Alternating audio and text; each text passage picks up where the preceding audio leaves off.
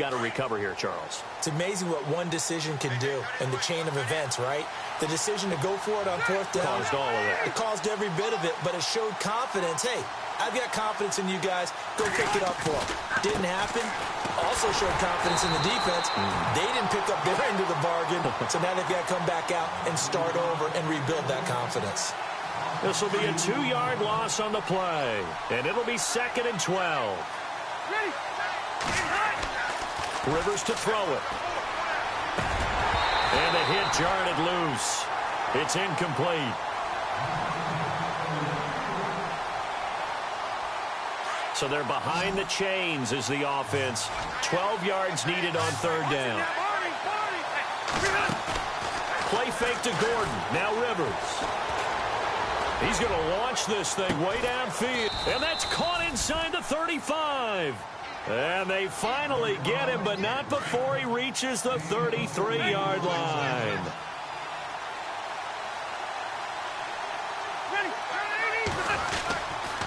Now Gordon on 1st down. And not much running room. Down to the 32. Credit him with a 1-yard gain there to make it 2nd and 9.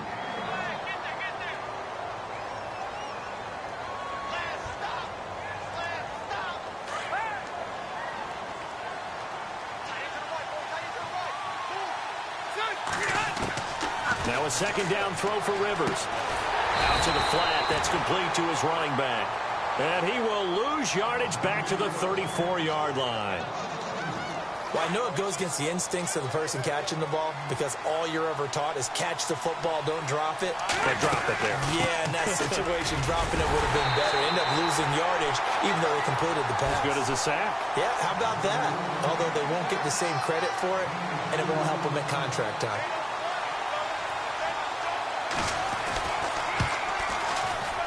And this is right down the middle as he puts it through. And they'll cut the lead back down to 4 now at 14-10. So a good kick there, and they finish off the drive with 3. And that should be the goal for an offense. Finish each drive with points. So that's a nice job there to come away with at least something. This will be taken in at the 1. And he'll bring it a few past the 20 to the 23-yard line. And here now come the Falcons. And right now they're saying, hey, let's keep this going. 2 drives, 2 touchdowns. Yeah, can't ask for a better start than that, can you? I mean, this is the way you practice it. This is the way you rehearse it. But right now, the play calling, they're locked in really well. Hoping now to get back in the end zone on this 4th possession. Flushed out right. On the run, he'll let this go deep right. Oh, you saw that one coming. It's intercepted. Throwing back across his body. Picked off by Casey Hayward. Brandon, this is an example of good defense here.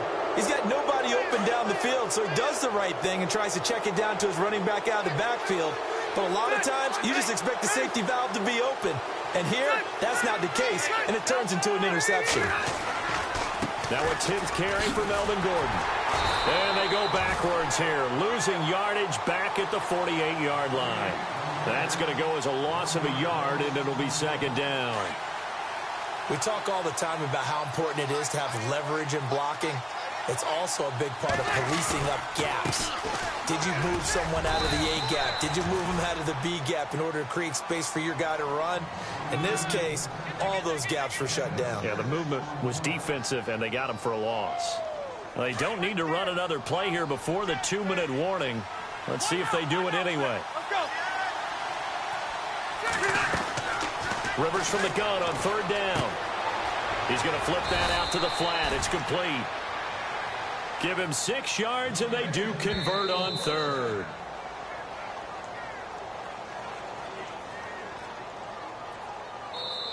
And now we won't see a play on 1st down. We're going to get a timeout instead. It's just their first, so they'll have 2 remaining here before we get to halftime. Shift together here from the D-line.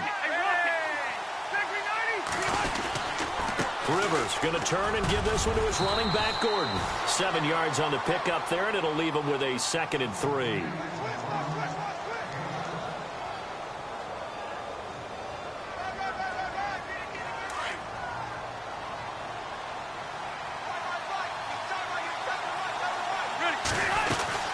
They keep it on the ground. Again, Gordon.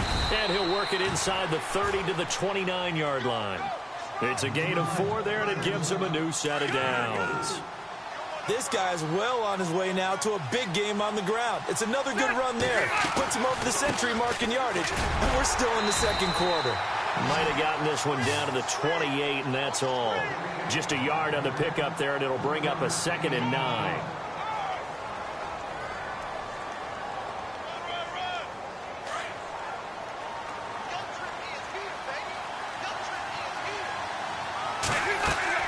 They'll try to throw here. Rivers. So he loses 3 yards there. Now 3rd down. And now a timeout defensively by the Falcons. It's just their first, so they'll have 2 remaining here before we get to halftime. The Chargers on 3rd down. They've converted 3 out of 5 thus far. This is 3rd down and 12. Now whistles come in. We're going to get a timeout here by the offense, as the stoppage will come with a little under a minute to go in this first half. Play fake. Rivers. And that is incomplete. So out comes a field goal team now for the 2nd time here today. He hit his first. Now this one from 48 yards away. And the 11-year veteran bangs it through. And the lead is down to 1 now at 14-13. So a good kick there, and they wrap up the drive by putting 3 on the board. And you know, let's face it, you're not always going to come away with 6. Defense in the NFL are just too good. But you've got to come away with something. And there, they get 3. Fielded about a yard deep. And now running right through it. And nice work on the return as they'll start their drive just past the 30-yard line. So out come the Falcons now.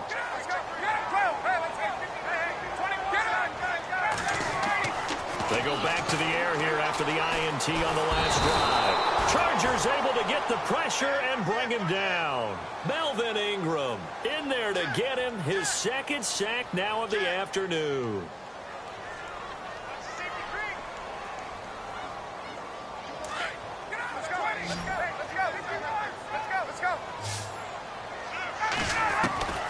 On 2nd down, here's Ryan. And he's going to go down again. Joey Bosa.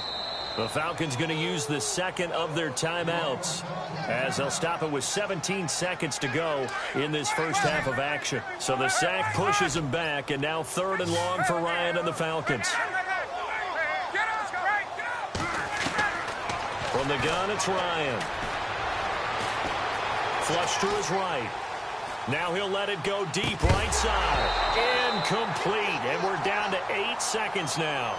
Well, we quit counting yardage on that one, didn't we? That was truly 3rd and a mile, wasn't it? It was. I thought they might just go underneath, but they didn't. They wanted to get the first down there. Yeah, they tried to pick up the huge chunk unsuccessfully. I'm with you. I would have tried to take some yardage just to gain some field position. The punter Bosher on now as he gets this one away. Now Benjamin.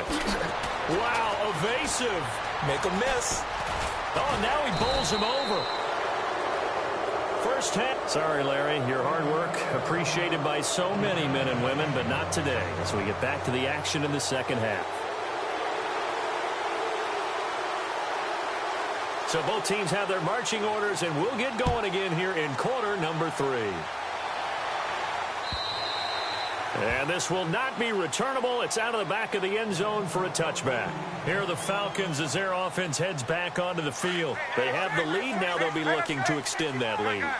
And this is where I enjoy talking about one of my favorite subjects, tendency breakers, or counters as I also like to call them.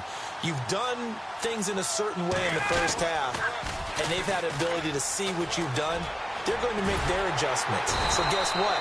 You adjust yourself and try and stay ahead of the pace because you are looking for some separation in this ball game. The adjustment to the adjustment. Without a doubt. Show them one thing, hit them with something else. In motion right is Jones. Freeman again, a first down carry. And he takes this up right near the 45-yard line. Call it a gain of 4 on first, and that'll make it 2nd down. It's been a struggle this entire game trying to move the ball on the ground. But every now and then you find a little chink in the armor, and that type of run right there lets them know that they can't stop every single run for almost no gain. Going underneath, it's Coleman. And he'll be out of bounds just shy of the 40. That one goes for 13 yards, and it moves the sticks. Throwing now, Ryan on first down. Eluding the pressure right. And incomplete on the deep ball. The Pro Bowl wideout Julio Jones, his intended receiver. And that'll bring up second down. So the incomplete pass brings up second down.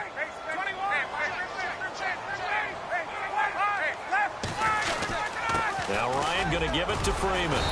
And able to push his way forward here for a good little gain. Give him 4 on the ground there. They're now left with 3rd and 6. Well, so far, this game has gone the way the defensive coordinator had hoped. They've dictated things. They've not let them run the ball very well at all. They gave up a nice game there.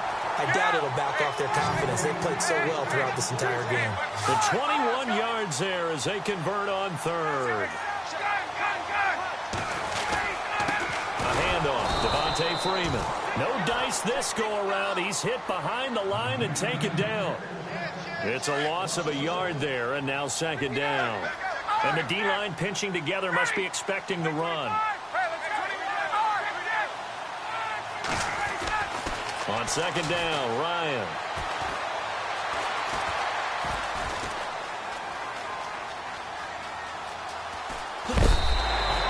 Give him 9 on the play, and just like that, it's 3rd down. The best quarterbacks that ever played the game all wanted to blend in with their teammates and be one of the guys. But sometimes you got to take modesty and put it aside. You're the franchise quarterback, the face of the team, and the guy that leads them to victory. You have to get down and protect yourself and not take hits like that. And they got 3 yards. That's enough. A conversion, and now it's 1st and goal. And a new set of downs here after picking up the first on the ground. The former Indiana Hoosier here, Tevin Coleman. And he's going to press this one forward as they stop it right around the 1. It'll be a gain of 5 there as they move closer. It's 2nd and goal. And the offense readies for play number 10 of this series. They come out here in the I.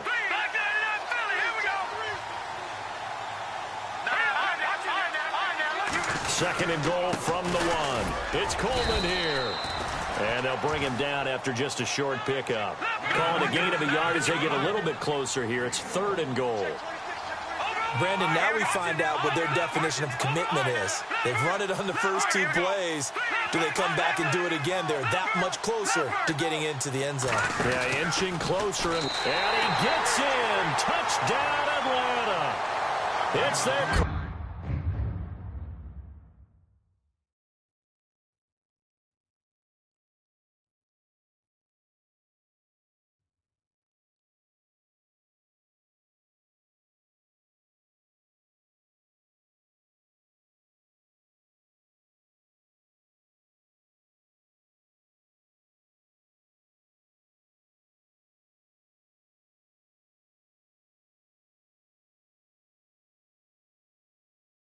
Quarterback taking it in.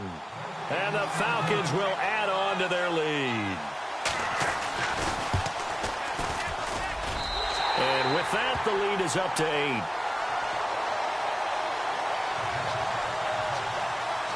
Now here's Bryant to kick it away.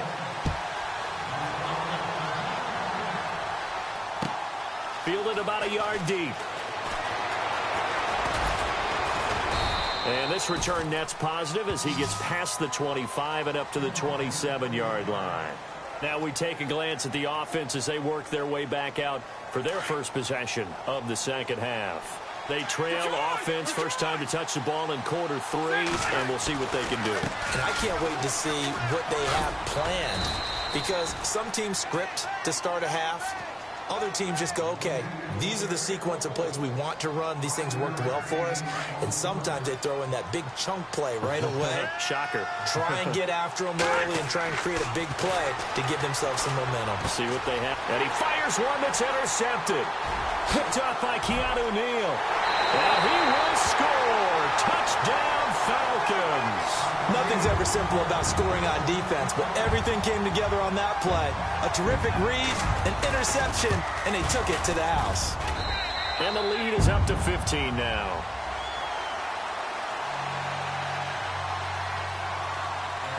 So they throw the pick six. They'll get another shot at it now as this one's in the air. Fielded about a yard deep. And all that work, but he stopped where he ultimately would have been had he simply taken a knee, and that's the 25-yard line.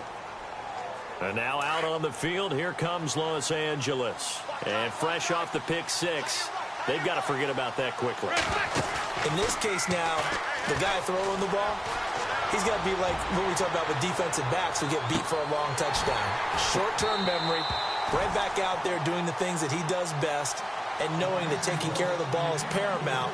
Here's his opportunity. It all comes back to those defensive backs for the former DB, right? I don't know where that comes from. It just kind of emerges out of me for some reason. It's deep in there, right? And he's brought down after a good gain. A really nice gain of 25 yards. Now, they've been struggling in the passing game. Do you like the aggressiveness there? I mean, it worked on that play, but do you like it? I do, because a lot of the time you're struggling because your passing lanes are clogged. That usually happens when you're throwing the ball underneath. People start to press up on you. Push them deep. Find some space and open things up again. Being aggressive there, I think, will pay off for them. Rivers now on second down. Pressure, and he's going to be taken down. They sack him back right around the 44. Well, that play was the very definition of fast, quick, and in a hurry. Suddenly, he was there. Yeah, blink of an eye. That happened fast and a big sack. A hit as he throws there, incomplete. Hank's almost going to get him the QB1 too when he gets to the sideline. Already thrown an interception. That one should have been picked. Look, let's just be honest about it. That would be the second person in his ear because he's hearing it in the huddle right now. Not the start to the game he wanted. Like you said, the pick on the opening drive, second drive, not much better. Here's Rivers. He's got a man. It's Williams. And he is out of bounds inside the 30. 26 yards on the...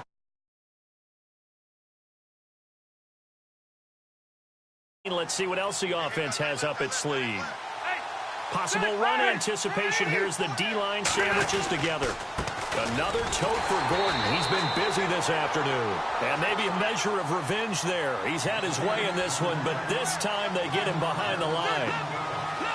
Yes, that's today's NFL defensive tackle. Not just a space eater anymore. A guy with agility, movement skills, who can rush the passer and make plays in the offensive backfield. They'll lose a yard, and it brings up third.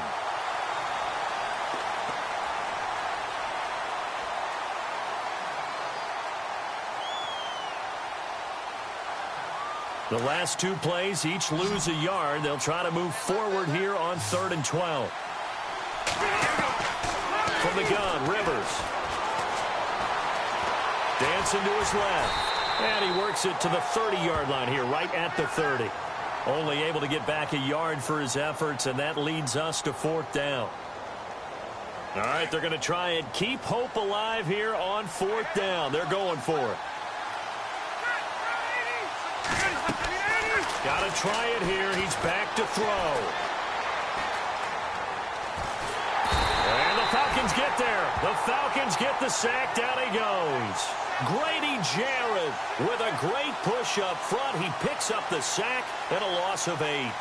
Here comes the Atlanta offense now ready to take over here. And that last drive was very, very balanced, pretty methodical. And Freeman lost the football. And this is recovered by the Chargers. The Charger offense making their way back out there. And last time this unit was out here, costly turnover, and then that turned into 6 points. They've got to make amends.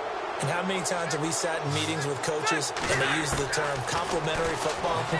Offense take care of the defense, defense take care of the offense. That didn't happen on the last possession.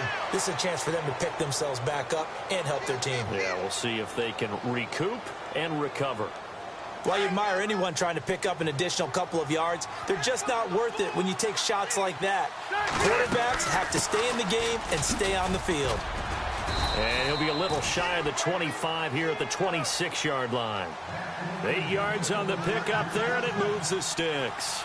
I don't care what anyone says. I want a big-time backing in this kind of yardage each and every time I step on the field. A tone setter, these guys are hard to find. Give them 3 on first down. It'll set up a 2nd and 7. On 2nd down, they'll run with Gordon. It's an 8-yard pickup and leads to a new set of downs. I know at times today's NFL sure feels like everything's about the guy throwing the football. But if you got a guy who can run it and move it and gain this type of yardage, you'll take him each and every time. 5 yards on the carry. Good pickup on first down. Now Rivers going to give it off to Gordon. And he loses the football the second time. And the Falcons grab it. And a big turnover there as his guys will get the football back.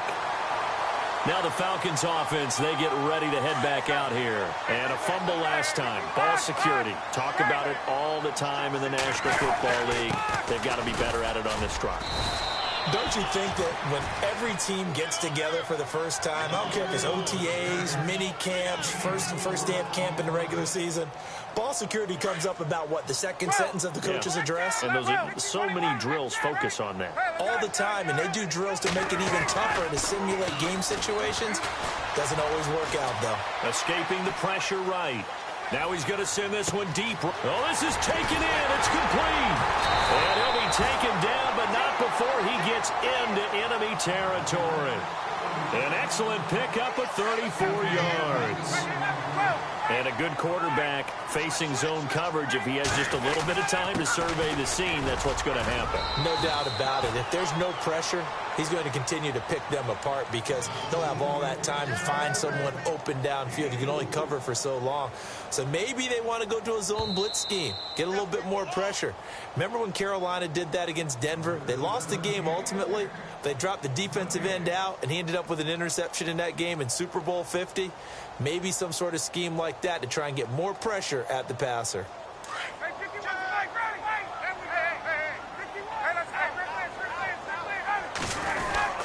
On 2nd down, Freeman. And he's going to fight his way forward here for a modest gain. Give him 4 on the carry, and it'll make this a 3rd and about 2.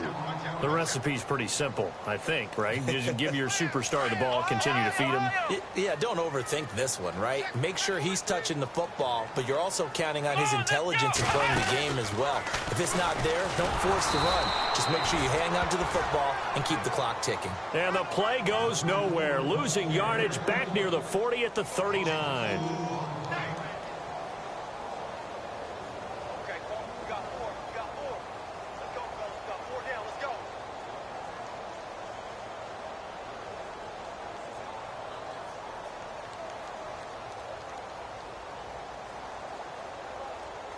And no move by Dan Quinn to get the offense off the field. They're staying out there, and they're going for it on 4th. Gabriel, the man in motion. Now Ryan. Flushed out right. And he can't get rid of it. He's taken down. Corey Legion able to get in and run him down for a loss of 14.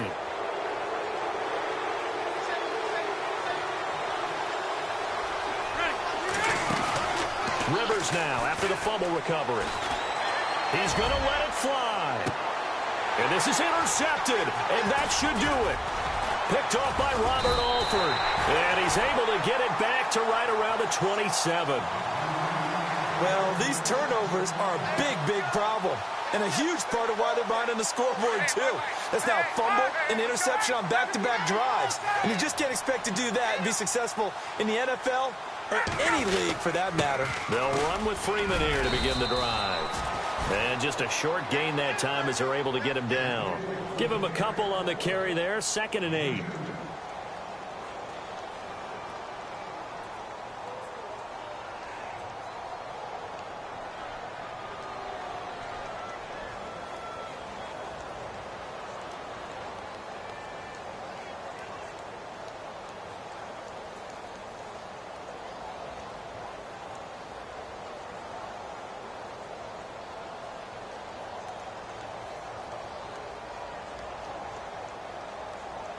And they still need 8 yards for the first here on second down. Ryan wants to throw it. Looking downfield for Jones. And it's incomplete. Still throwing to the very end, but now this game is over. And Charles, I think when the schedule comes out, all teams, no matter where they're predicted to finish, talk about protecting your home turf. They were able to do that here in this one. Similar to a tennis match, right? Not letting them break your serve. That way you hold on to it. They got it done, and they feel very good about that victory.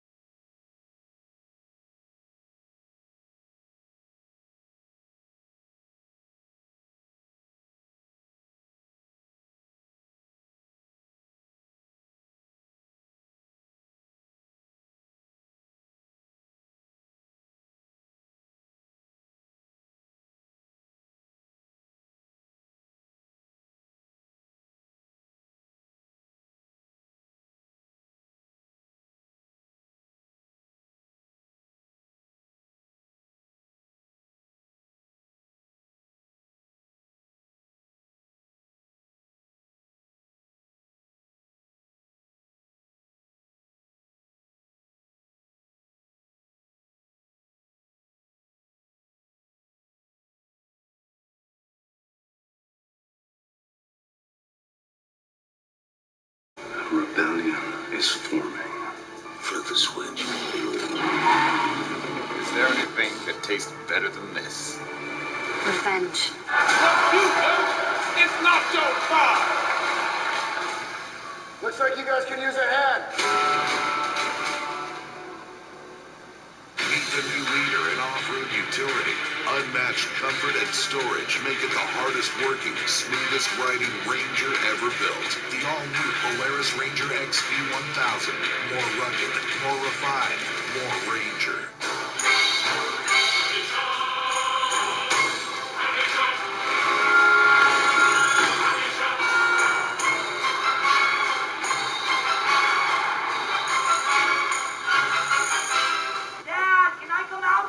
Sounds like little Brandon got himself grounded, huh? Oh, actually, we were watching Reels last night before bed, and we learned that Prince, when he was a kid, got locked in his room for 6 weeks. Huh. Prince did become a musical genius. Thank you. There he goes. There he goes. Sounding good, sweetie. Not even close. Keep it up. There's always more to the story. Reels. Real lives, real stories, real celebrities. I didn't know that about Prince. No, I wish we had Reels. You do. It's on DirecTV. 238.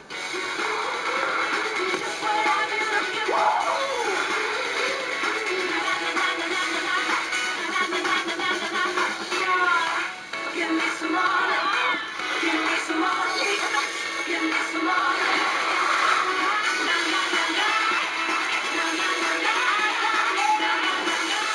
HBO and Cinemax from DirecTV for $15.99 a month for 12 months. Subscribe today. Call 1-800-531-5000. Highly questionable is broadcast from the Clevelander Hotel on beautiful South Beach, Miami.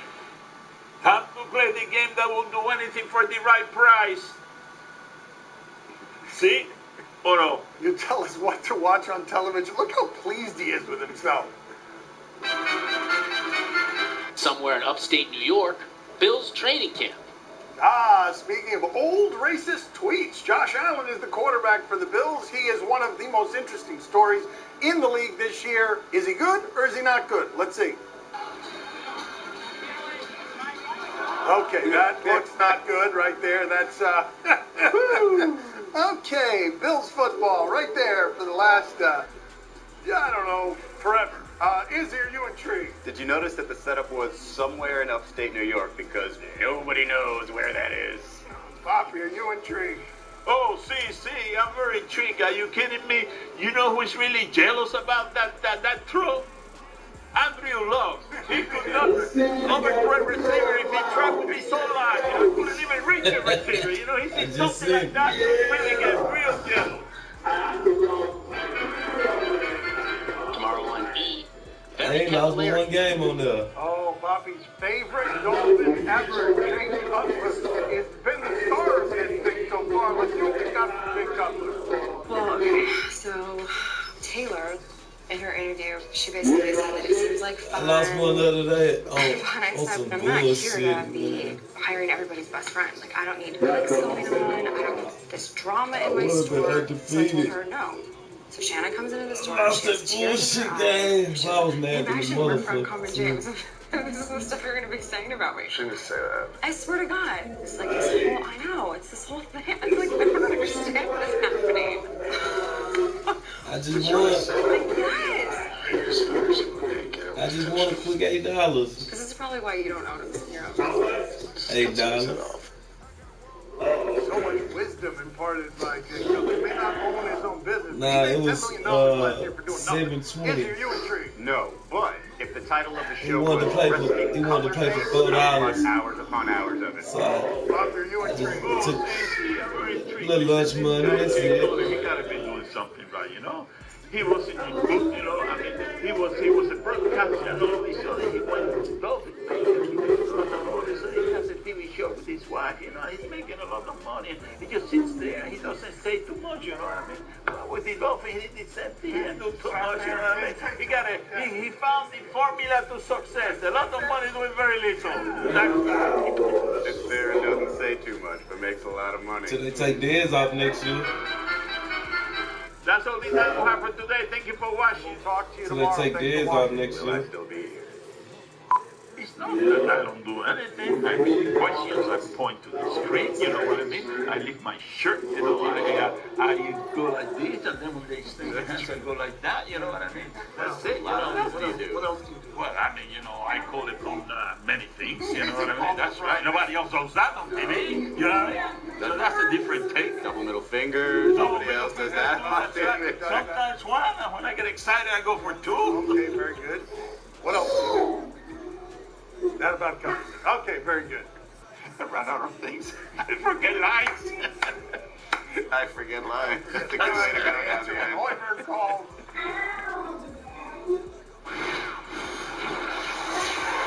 Bill Flash, EJ and Don, they played the Yates. Frank Isola, where have you been all my life? Where have you been?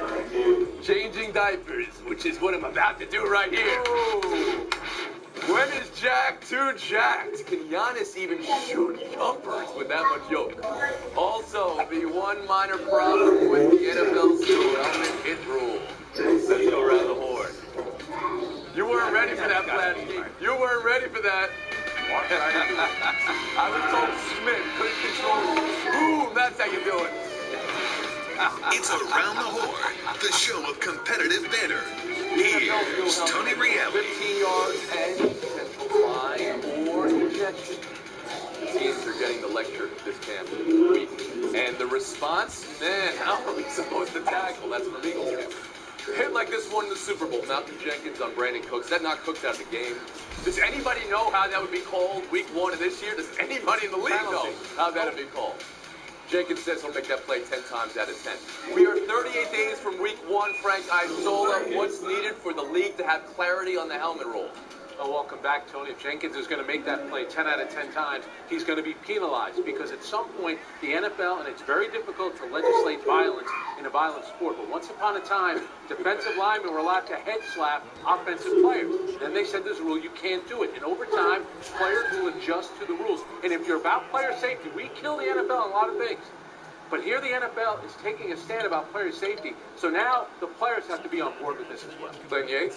I think it's going to be clear when it becomes that it's simply a judgment call for whatever referee is on the field, and I don't actually have a huge problem with that. But it does lead to a larger question of whether or not the NFL really knows where they want to go as far as how the game is concerned. If people don't want to see a game in which people are violently hitting each other, there's a separate problem there than just addressing the safety concerns. It is evident by how the guys said. If you're throwing guys out of games or guys feel afraid to play, the product on the field is going to go down from an entertainment standpoint, and that's what's most difficult, in my opinion, for the NFL to tackle. But you're saying you're all right with it being a judgment call. Absolutely. Each referees every game in the NFL. So one game you're ejected for this, another game you're not even penalized. You're all right with that. That's what we're going to have to do. Your head no. No, I mean, we're talking about referees that couldn't successfully determine what was a catch, and so they're expected to successfully determine what makes and what constitutes a dangerous hit. At real-time speed, it's hard enough slowing it down. That's why this should not be in the hands of the officials on Sunday. It should be reviewed during the game, every play, and look for things that violate, that are clearly helmet-to-helmet contact or improper use of the helmet, and then substantially fine or suspend the offenders then. But don't try to do this during the game in real time, because guess what? Humans aren't capable of doing it that fast. Go Flash. Jay, no, it has to be done during the game. That was the problem with it last time. When it's not done during the game, the penalty doesn't really fit the crime. In this case, it's going to be ugly, it's going to be awkward, it's going to be messy. Intrinsically, the way they play football, the way they've been taught to play football, that's okay. It's worth the thing. This doesn't lead to some player safety. Also, for the record, when the official was talking to the Eagles, they showed them 6 games. Only 3 instances they said this rule would be called. So let's not go overboard here. It's going to be called, but it's not going to be called every game for every play. College has got to talk. Is it working in college? They review it in college. Would this work in the NFL? Frank Isola. I absolutely think it will work. I think it's going to take time. There's going to be a lot of outrage, and we'll be discussing it, on Mondays after an NFL Sunday. But at some point, if you're going to have retired football players challenging the league on the violence of the sport and the effects that it's had on CTE, you need the current players to get on board. Many years ago, there was a player by the name of Chuck Cecil, played for Green Bay. He used to launch himself at players, helmet first. Ronnie Lott, great player, he did the same thing. This is where the problem has started. It's time for the NFL to get this out of the sport. Yeah, Frank's right. The players themselves have shown they do not care about the balance of the sport. They're fine with it. So he does the players have any input. You guys are saying different things, though. Are you hearing yourself? Some players are saying, this is detrimental to our health, and other players aren't saying that. Here's the thing. Players aren't saying that. The rule currently puts it on the players, and the players can put it on the sport. Another example I'll give you right now, Roquan Smith. He's the 8th pick out of Georgia. He's a heat-seeking missile. They haven't come to terms, and Bears coach Matt Nagy said it's because of the helmet rule. The team's looking to have a clause that reclaims Smith's guaranteed money if he's suspended for an illegal hit. How does that strike you, J.A.?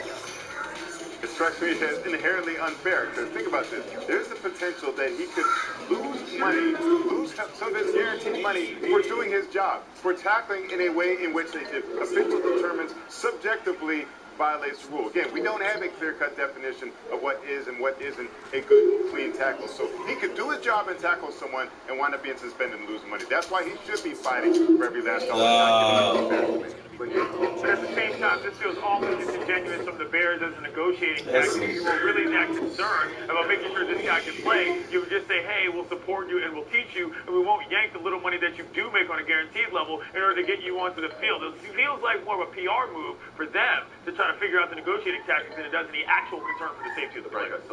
I think this should bother every single player in the NFL as well as the players' union. So when is it going to stop? A field goal kicker misses a kick and they're going to say, hey, you lost the game for us. We're going to fine you money. Or what about a quarterback throwing a fourth quarter interception? If you don't think it can stop here, you're crazy. So this is we're not even on aggressive. To penalize the player for something that's happening during the course of the game. This is fucking vague, dog. But Frank, don't you think that's a little bit of a stretch? They're not saying you're. I think what they're doing here is a stretch away from you.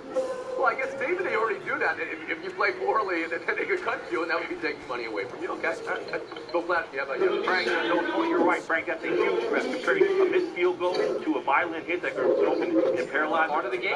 Are you? No, it's not even close. No, I don't blame the Bears. Every contract has it that if you do something that is detrimental to the club, you can get fined, you can get suspended. I think that this is very detrimental to the club, and if they're going to make this work, if they're going to convince the players that this violence has to end, it has to start with it. They have to come out of their pocket. It has to start there. If it's a radical move, I support it. Okay, I mean, Jay, you want to get back in here? Yeah, so Bill, so if there's a false start penalty and it causes you to nullify no comparison, back, Jay, and you kick the field goal again and you miss it, is that on too? Is that a finable offense to you too, Bill? Jay, are you trying to get rid of violence in the sport? We have to do. It's a violent sport. Stop don't play football. It's a violent sport. Then this is okay, why. So no, there's ways to play that are safer. It has the potential to be even more difficult than the catch rule, which we've already seen has come up 5 times a season at the very least. My question to you here is, how many ejections are we going to see this season? How many suspensions are we going to see this season? Is it going to be something that's going to legitimately affect how divisions are won and the games played this year, right, guys? I think it definitely could. I think early on in the season. But once again, if you want to enact this rule and make it work, there has to be some consequences. Because early on, it's going to get tough for the referees to adjust to it, as well as the players. If they want to allow these head hits, these helmet-to-helmet hits, which are ruining the sport, quite frankly. I want to know, though, what number, honestly. Clinton Yates, is this going to be like the NHL that's having players miss games on the regular, or soccer having a red card and you're out for the next match? It wouldn't shock me if you saw something average out around a guy a week, maybe not necessarily once every week, but probably 2 or 3 times in some weeks and not in others. But this is why you have to make sure that some level of judgment is required. In the NCAA, we've seen them because they're at the letter of the law. You see a quarterback get thrown out of a game for hitting a guy on a pick he threw. Sometimes it can get too precise, and if you don't have a human there involved, they'll have some level of judgment. It skews too far the other way. I think you'll see it heavily enforced early on, and then either the officials will loosen up or the players will adjust. It won't change any.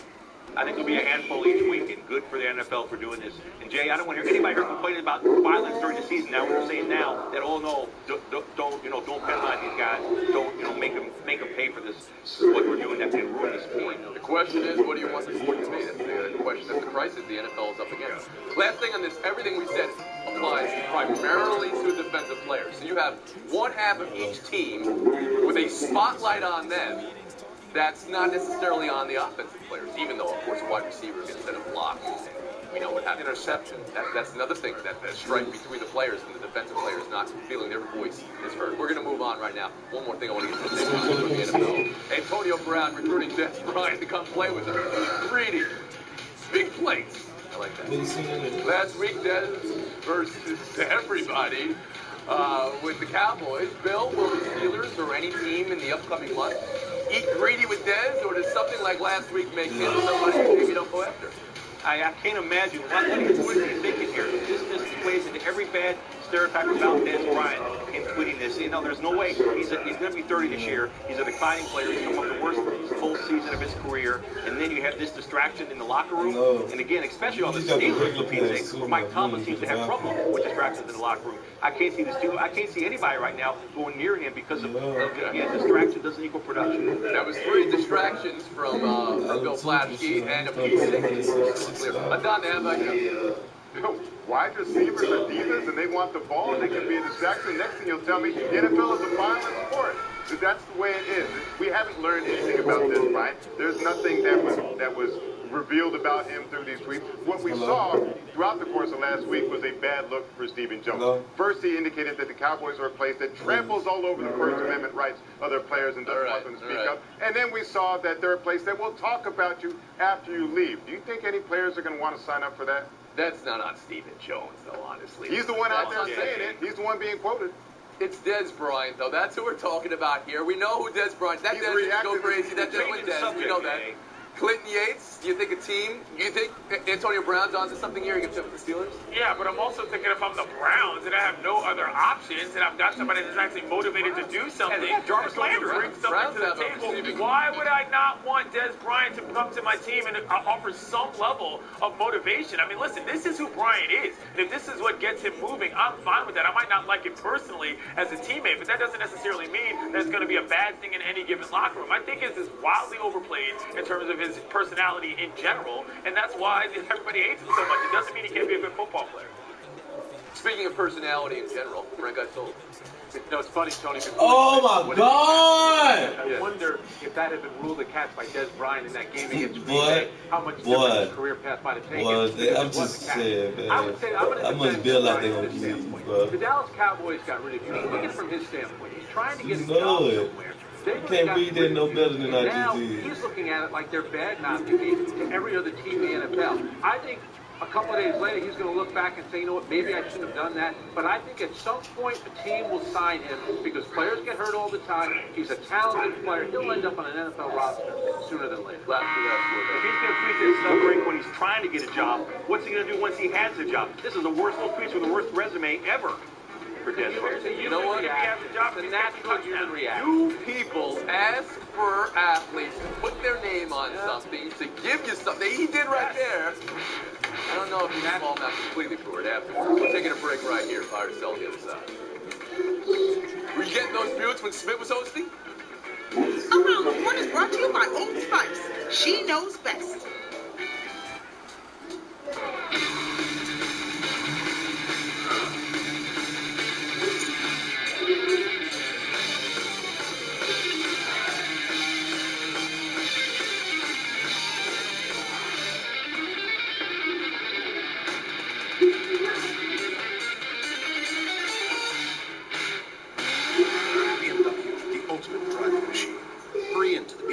Summer on sales event, now through July 31st.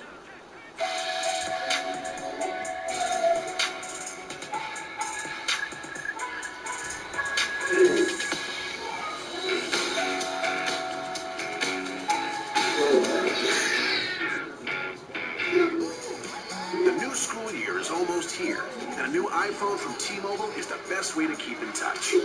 Or keep tabs on their extracurricular activities. He skipped orientation for the beach. He takes after me. You know it's true. Join T-Mobile and get an iPhone for everyone in the family. Buy an iPhone 8, get an iPhone 8 on us. Only at T-Mobile. You know why God made snakes before bears? He needed the practice. Gainful employment in 10 months, poof, I'm a lawyer again. Why don't you stop running the game on me and just tell me about the job? Step into my office. Fair? Let's talk about fair. I decide what he deserves. Wish me luck.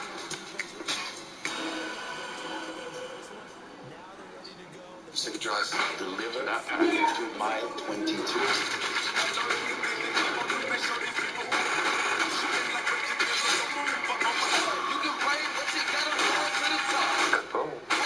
Mile 22, August 17. I'm Fenway Park, and look who's paying Beantown a visit. The Yankees, and they're really good. The Sox are best in the majors, and when the Yanks manage to keep up, then the best rivalry in the game is at its best. It's like a clash between superheroes with the fate of the AL East at stake. So to the Bronx Bombers, Mookie, JD, and I say, bring it. The rivalry comes to Sunday Night Baseball. Yankees, Red Sox at 8. Oh! Gatorade. Oh boy, look. Oh boy, they just fucked over me what they did. Study, tested, proven. Nothing beats Gatorade. I think it was a great idea to stop. Our old TV provider That's decided to how stop providing our much school's those games, so I bought this bad boy. Road trips every Saturday. And tetanus shots every Monday. But that Dish guy, the one who listens, he heard this thing coming. He said, switch to Dish. You get every major D1 football game right here at home. You want to check out the inside? Carpet's original. Stay home and get every major D1 game with Dish tuned into you. I'm gonna play with fire. You was trying to drop back on Dez, nigga. I see you. I see you. All you can eat is back, baby. Applebee's. It's the perfect balance of flavor and refreshment. I see what you were trying to do. Not just another beer. The champagne of beers. Welcome to the High Life. At IKEA, we believe your perfect student deserves the perfect room for the perfect price. And who's there? A boy. You never he was told your dad scared. me about any. Wait, He what's was going on scared. now? Move the flags. He was scared. MJ, he was scared. Look at me up now. We popping bottles like I scored a winning touchdown. I'm a foul.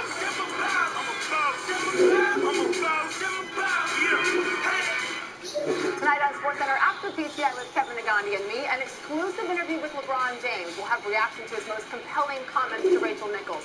And Tim Kirkson on how baseball should respond to more offensive social media posts resurfacing. See you tonight, 6 Eastern.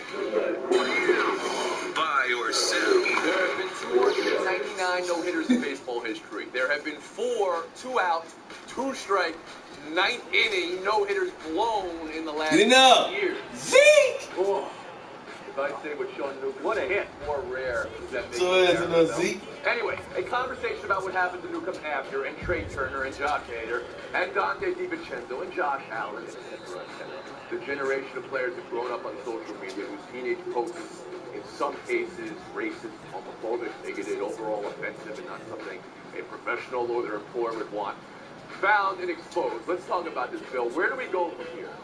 Well, baseball needs to take care of this. This is a case, again, of 3 teenage baseball players tweeting something and feeling comfortable enough in an environment where they can tweet all this ugliness. Baseball needs to go down to its grassroots. Next spring training, every minor league camp has to undergo some sort of sensitivity training. They have to nip this in the bud because this seems endemic to the sport. Again, the sport already suffering from a lot of bad perceptions about its lack of inclusion, its lack of enlightenment. Baseball needs to really fix this at a minor league level. I've seen Billy Bean, who works for baseball, going out and talking. Oh yeah. Oh yeah. Give me my 5 back from earlier. Give me my 5 back, man. All over, culture all over America, and social media grows. You think it's the baseball problem, Bill? I think historically it is a baseball problem, and I think it's one of the reasons baseball is losing popularity, is that people, again, don't feel like it's a sport for everyone, and these tweets don't do that any favors. Jay Adonis?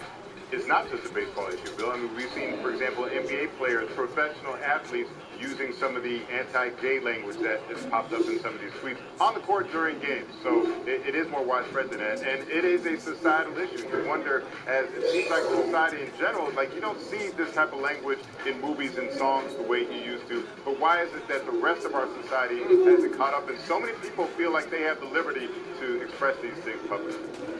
That's interesting, Jay. You think movies and songs, you said specifically, have evolved in the last 5-10 years?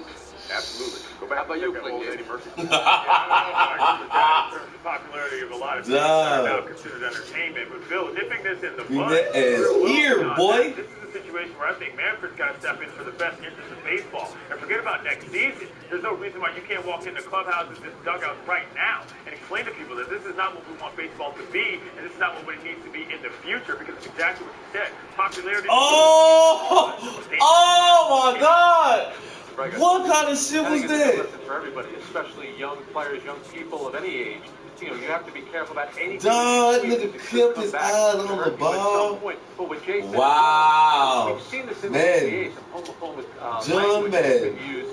You can't be doing that, John. But I'll tell you this, if I'm Major League Baseball, here's a chance you can get out in front of a story and tackle this thing head on, especially when you're trying to make inroads in the African American community.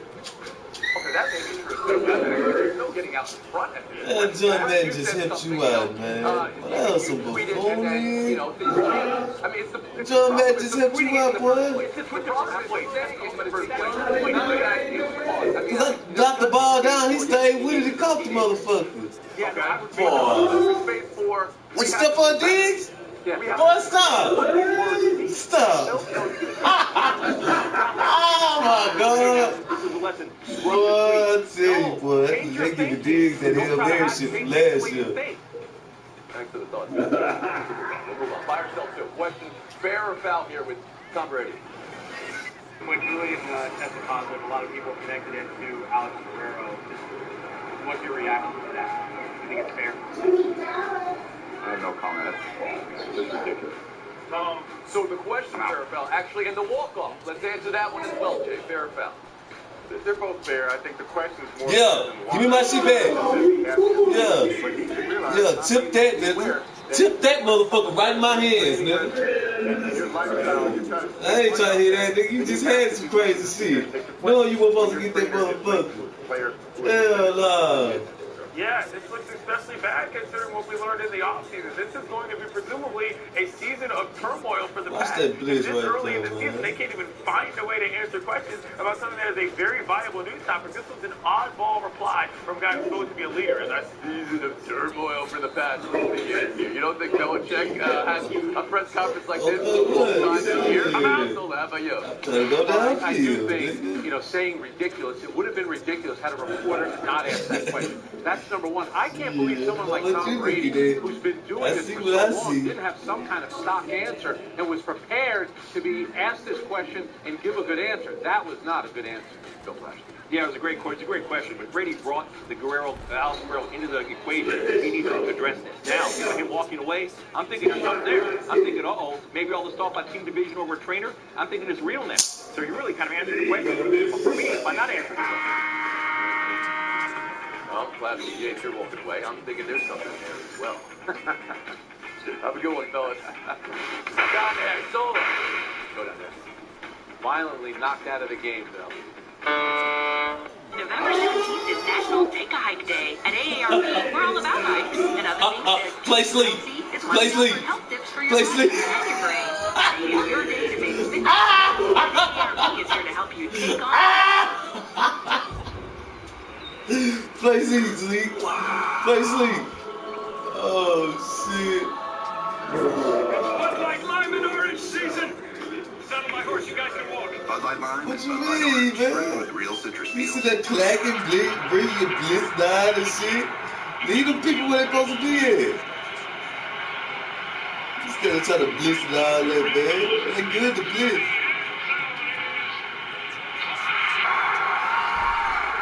Ooh, hold that ball. Hold that ball, Peter.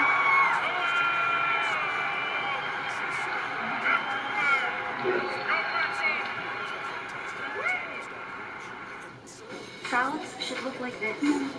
Crisp leaves of lettuce, freshly made dressing. Clean food that looks this good. Delivered to your desk. Now delivered to home or office. Panera.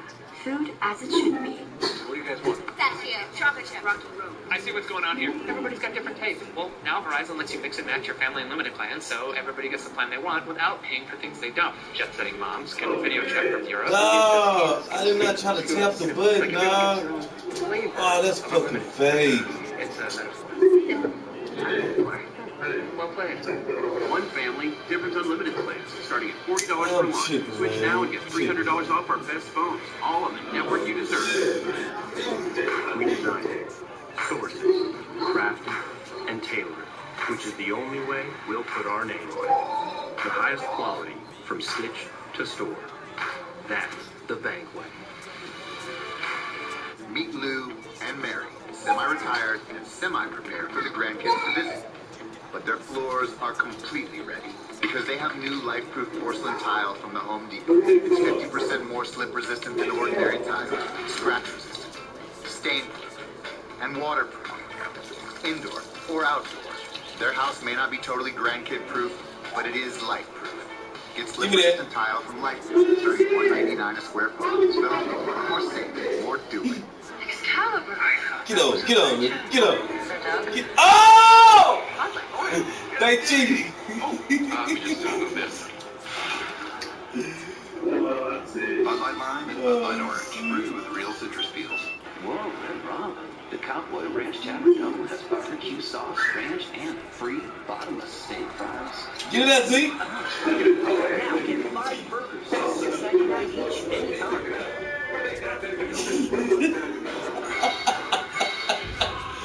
Oh, shit. Get that, Z.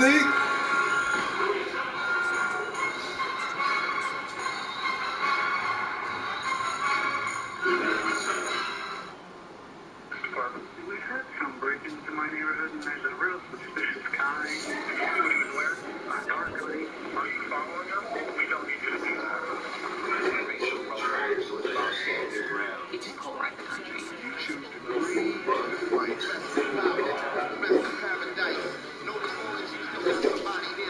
Double right here, baby. Double rumble.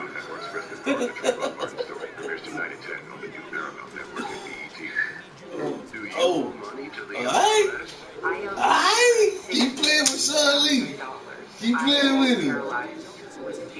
Then Julia called Optima Tax Relief. The team at Optima Tax Relief settled. Oh yeah, here we go right here. Here we go right here. Watch this. I told him keep playing with Sean Lee. I told him.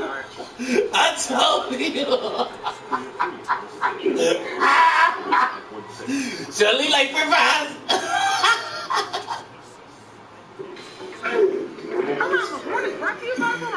Oh shit, I told him about fucking with Sean Lee, man. I got Solo, Donnie, and Showdown. A pretty good MLS player right here. That was nice. Patrick, 15. That was nice. I ain't gonna lie to you. That was nice. That look ugly ass corner because he blitz. played 3 games in a week, and it has increased traveling. That's per a statement from his team, the LA Galaxy. Jay Fairfax. Oh, get out the way. Get out the way. See my boy Zeke trying to creep. Understand why Zeke on the creep. enhance the All-Star game, but what about your season ticket holders? Don't penalize them. He should be able to play in that game. How can you call it an all-star game without Zlatan? He does not want to play on the turf. That's the biggest thing here. But guess what? You're not going to Ronaldo, but you will have Alphonso Davies. And by the way, that's the kid who just signed with Bayern Munich. Right. Plenty of great players in that game. Okay. We'll move on. Jets camp today. Sam Darnold getting the slow clap after signing. Only not even a holdout. I don't think you can call it a holdout. It's a 4-day camp here. Slow clap worthy, Frank? Absolutely, and I think you can tell that his teammates like it. Teddy Bridgewater, though, has been playing well those first 4 days. And what is that tree doing in the middle of a football field? That's what I want to know. That was a very well executed slow clap, especially given how many people there. They had to coordinate, so props to that. But it's not slow clap worthy. It's not like this is a pivotal moment in the 1980s movie. That's when you break out the slow clap. I agree with you there, Jay. What is that tree doing on the field? That was a magnificent specimen. I stole it. Had to be a 200-year-old tree. That tree decides where it gets to be. We'll move on. Giannis yacked. Look at this. Ripped or 2 reps to play. Basketball, Jay Adonde. Flex on him, Giannis. And guess what, NBA? They shouldn't be afraid of those bulging biceps. They should be afraid of his birth certificate, which shows that he's only 23 years old. He's going to get better and better and better. Dare I say, he looks like a Greek god, but everyone on this panel knows all NBA players show up for camp with big muscles, then they start running, then their bodies get nice, long, and lean. He'll go back to looking like normal Giannis sooner than later. I don't think Omoyan, you were equipped to answer that question, honestly. Jay and Dante, 30 seconds of face time. Feel free to slow tap, fellas. LeBron James is getting some much-deserved accolades for opening his school in Akron, and boy, what a beautiful facility it is as well. So congrats to him, and I hope it's well used by the students there. But let's not act like this is the only great educational endeavor by NBA players. We had David Robinson in San Antonio, ESPN's own Road, or Stephen Smith, who opened the school or a learning center at his alma mater, Michigan State. So LeBron James, a great philanthropist, but we've seen it throughout the NBA. Let's applaud all these great guys for what they've done for education. Right, it's always great. I think that's the point. I mean, but LeBron, this is a public school, Jay, and it's got adult education and how it works in the Akron system. This is remarkable. Incredible job, LeBron James. Pardon the interruption, but on my go on is the International Day of Friendship, Tony. How long have we been friends? I'm Tony Kornheiser. You think of us as friends? Oh, really? Not just colleagues? Fire! You'll throw it when I leave. Boy, niggas a ball, man. I joined the Post in 1979. You were an intern in 1979. So we met then, and you joined the staff for real in 1980. And I soon began writing about you in columns as often as I could. No, with love and affection. Ripping me. Come on, with love and affection. It's been a long time, close to 40 years. Welcome to PTI, boys and girls. In today's episode, more offensive tweets in baseball. The league tells Jerry Jones to zip it. And the Eagles are confused about the NFL's new helmet rule. And so we begin today with a potential problem for the NFL. League representatives went to the Philadelphia Eagles to clarify the new helmet rule that penalizes the, quote, lowering of the head to initiate and make contact with an opponent, unquote. The Eagles left that meeting more confused than before. Said Eagles linebacker Nigel Bradham, quote, we were trying to ask questions to get a better understanding, and yet they couldn't really give us an answer, unquote. Well, when this rule was put in for safety, but it seems like it's just going to create mess. Well, it doesn't seem like it is going to create mess. If you think that we didn't know what a catch was for about 10 years, nobody knows what's going to be penalized because, first of all, the on-field zebras, as we have seen in past situations, when somebody throws a flag and they pick it up because they can't agree. If they can't agree, how are you going to teach players what to do? First of all, the instinct to protect oneself. Secondly, how to just sort of move and calibrate your movements when you're moving at, what, 12 to 15 miles an hour? This is insane, Tony. I understand the league has to do something or have the appearance of doing something. This is going to solve nothing. Yeah, see, we are watching the game of football change right in front of us. Safety is a legitimate issue. Generationally, 15 years from now, everything is going to be fine because they'll teach it in junior high and high school and college. But now, if you're a 30-year-old veteran in the league and you've been using your hat in a certain way for a long period of time and you don't get clarity, you have to explicitly be told what's good and what's not good. And they don't know. Tony, they don't know because they're trying to do something which is contradicting everything about the game. Sure. They want to make it safe. Sure. It's not safe.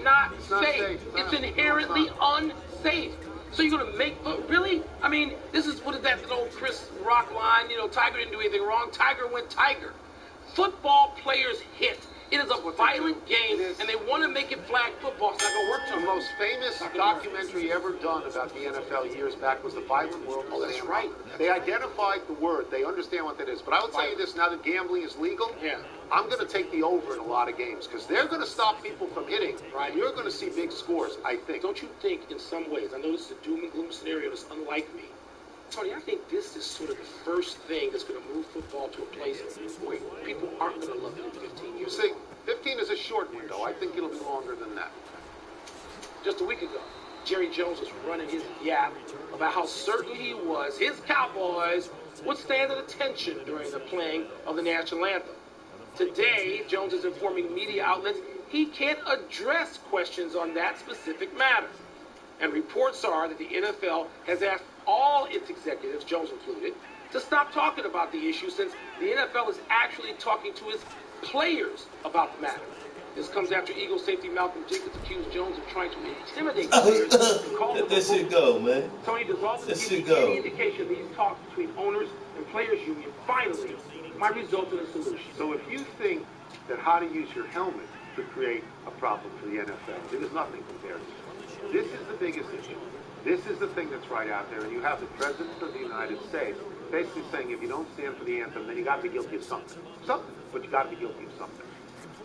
We've sat here and talked about why don't you talk to the players for a long time? And the answer is probably because the players are going to demand concessions that the NFL owners don't want to give. But this is, at least to my view, a very kiss some low passes too. Because you can't unilaterally impose a rule. It's not going to work. It's not. There's 55 players on each team, and it's not going to work. And the only way to make it work is to bargain with the players and pretty much give them what they want. You've heard, I think it was today or yesterday, both Zeke Elliott and Dak Prescott said, we're going to stand and we expect everybody in the Cowboys to stand.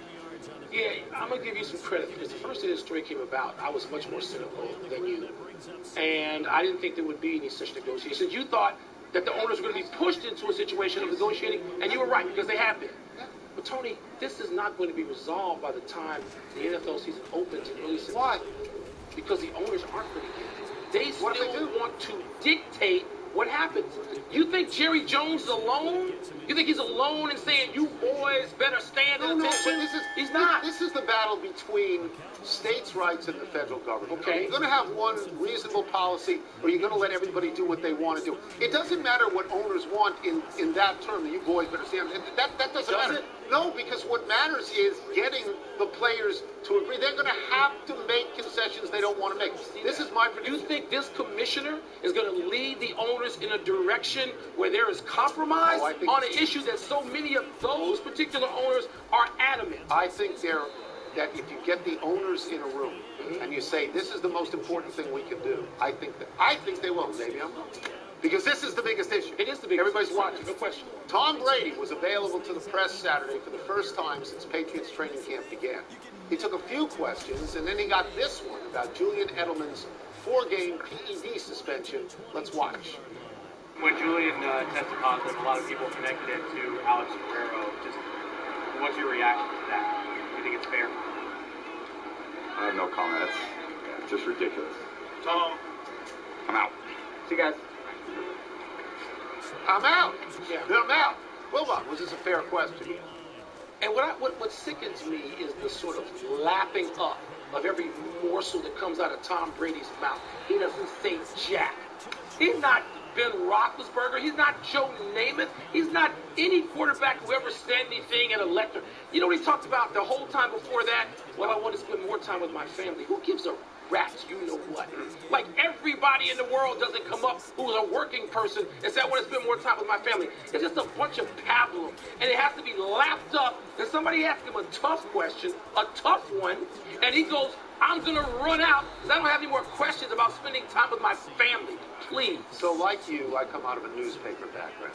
And like you, we spent a lot of time on the beat, and you had to ask questions of people in locker rooms. Some questions they didn't like, but you had to ask those questions. This is a perfectly reasonable question. Julian Edelman is Tom Brady's perhaps most favorite receiver, who bailed him out in a Super Bowl. They both use the same trainer, Tom Brady's trainer. You gotta ask, do you see any connection there at all? If you have to answer. Defend your boy. Well, then go ahead and defend him if you want to. If you're so offended by the question. Tom Brady, let's not sell him short. He's smart enough to know this was coming.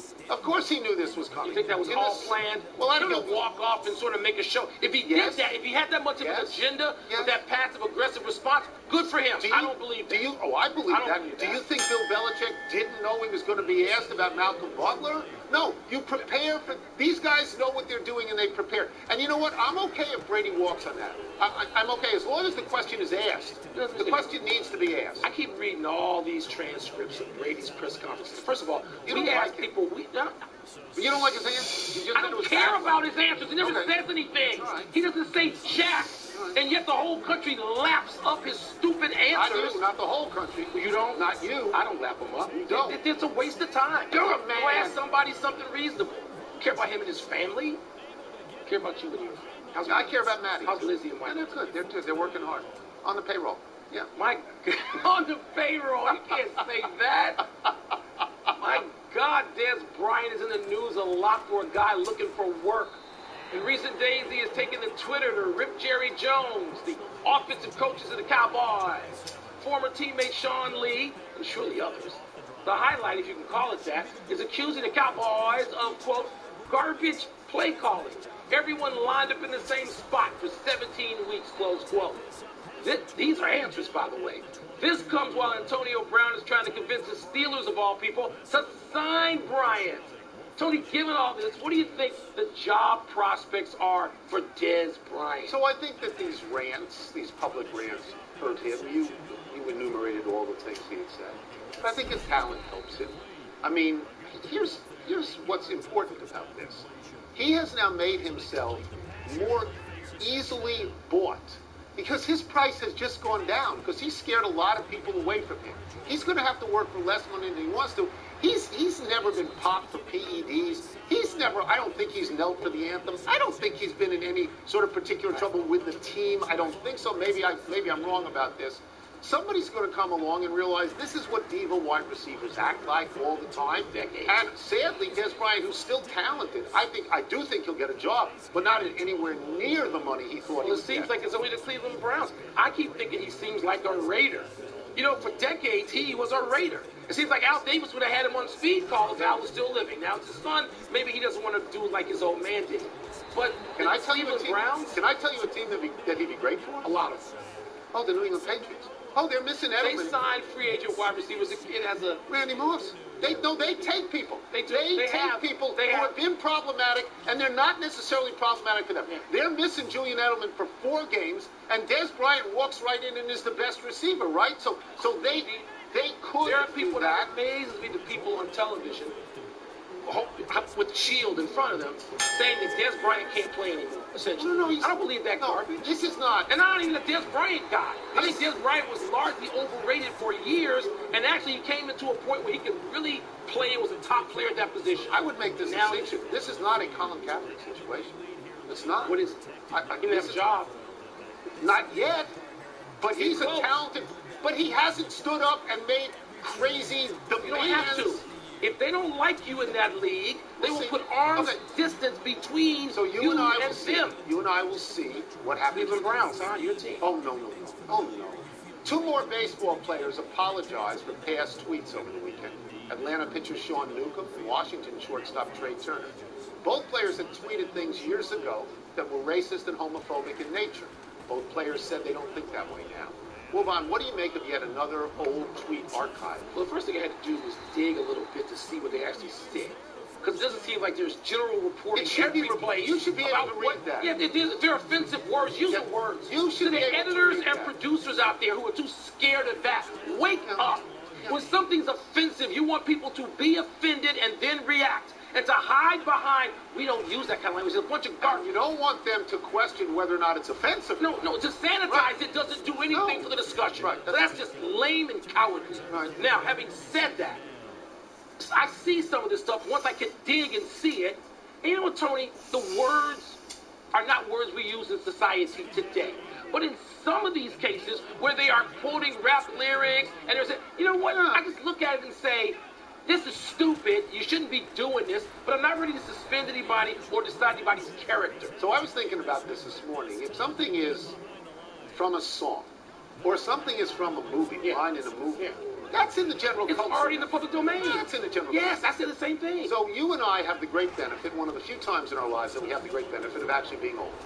So when we were young and we hung out with our friends, we said all these things all the time. Used all the prejudices that were out there, all the words that were out there, and went home confident that there was no internet.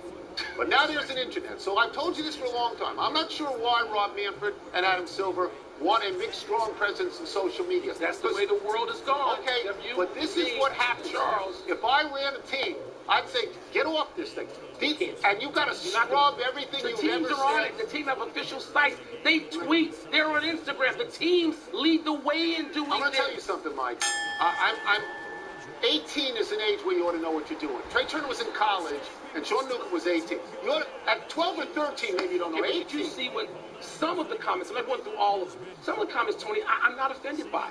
I'm not. And if they were racist in nature, I think I'd be offended. You know what I'm more offended by? I'm more offended by Colin Kaepernick not having a job at this point. I'm more offended by almost every NFL owner and his actions than I am these tweets, which are supposed to be racist. It's good to see you today. Stop. You are an angry man. Yes, I am. Angry black man. Let's take a break. Wasn't that the title of a book? Probably. Coming up, I can't say that. is Zlatan making a mistake by skipping the MLS All-Star game? Zlatan. I said that. Zlatan. Sorry. You suspend me for that? Was that racist? Yes. Should we buy that Neymar is really going to change his ways? I-95. You know I have to get a tooth extracted tomorrow, and I'm in white tooling on the set. I don't think that. Pardon the interruption is brought to you by Sprint. Switch today. Kevin here says Mobile One annual protection is proven to protect for 20,000 miles. It'll save you a lot of time. Dad, with all this extra time. Sorry, buddy. Kevin and I have a tea time at 11. 20,000 miles guaranteed. Mobile One annual protection. Wow.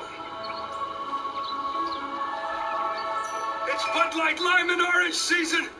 Saddle my horse, you guys can walk. Bud Light Lime and Bud Light Orange, brewed with real citrus peels. Fruits and veggies are essential to your health, but it's tough to get enough of their nutrients. New One A Day with Nature's Medley is the only complete multivitamin with antioxidants from one total serving of fruits and veggies. Try New One A Day with Nature's Medley.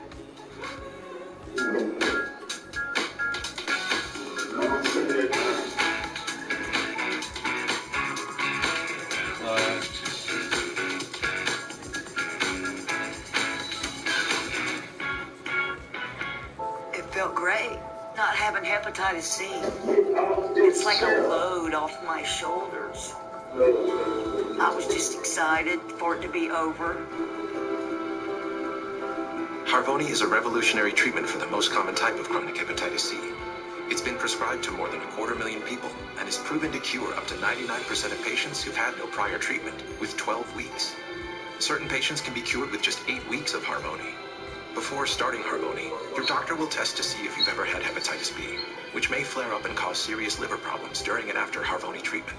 Tell your doctor if you've ever had hepatitis B, a liver transplant, other liver or kidney problems, HIV, or any other medical conditions, and about all the medicines you take, including herbal supplements. Taking amiodarone with Harvoni can cause a serious slowing of your heart rate. Common side effects of Harvoni include tiredness, headache, and weakness. Ready to let go of Hep C? Ask your Hep C specialist about Harvoni. New York is paying me, Fenway Park, a visit. It's like a clash for the AL East between superheroes. So Bronx Bombers, Mookie, JD, and I say, bring it. Yankees Red Sox Sunday at 8 on ESPN.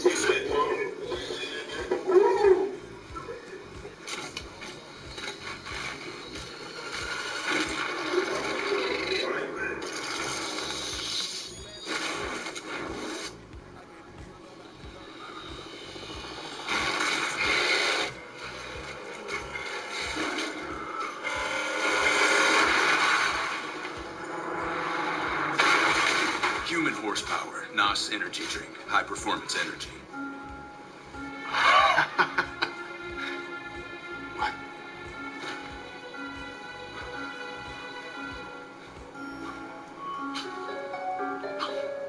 Use Old Spice. She knows best. At IKEA, we believe your perfect student deserves the perfect room for the perfect price, so she can afford to feel at home without breaking your budget. And who's there? A boy? You never told your dad and me about any. Oh, on the bed? Absolutely not. Okay, studying together is fine. And at IKEA, we believe that letting go can be hard, but not pricey. What's going on now? Move the flag! Excalibur! I thought that was a legend. Sir Doug? Bud Light Lime. Bud Light Orange. Dilly dilly. Oh, let me just move this. Bud Light Lime and Bud Light Orange, brewed with real citrus peels. Behold, the best of MLS. Italy's legendary Juventus. The 2018 MLS All-Star Game, presented by Target, Wednesday on ESPN.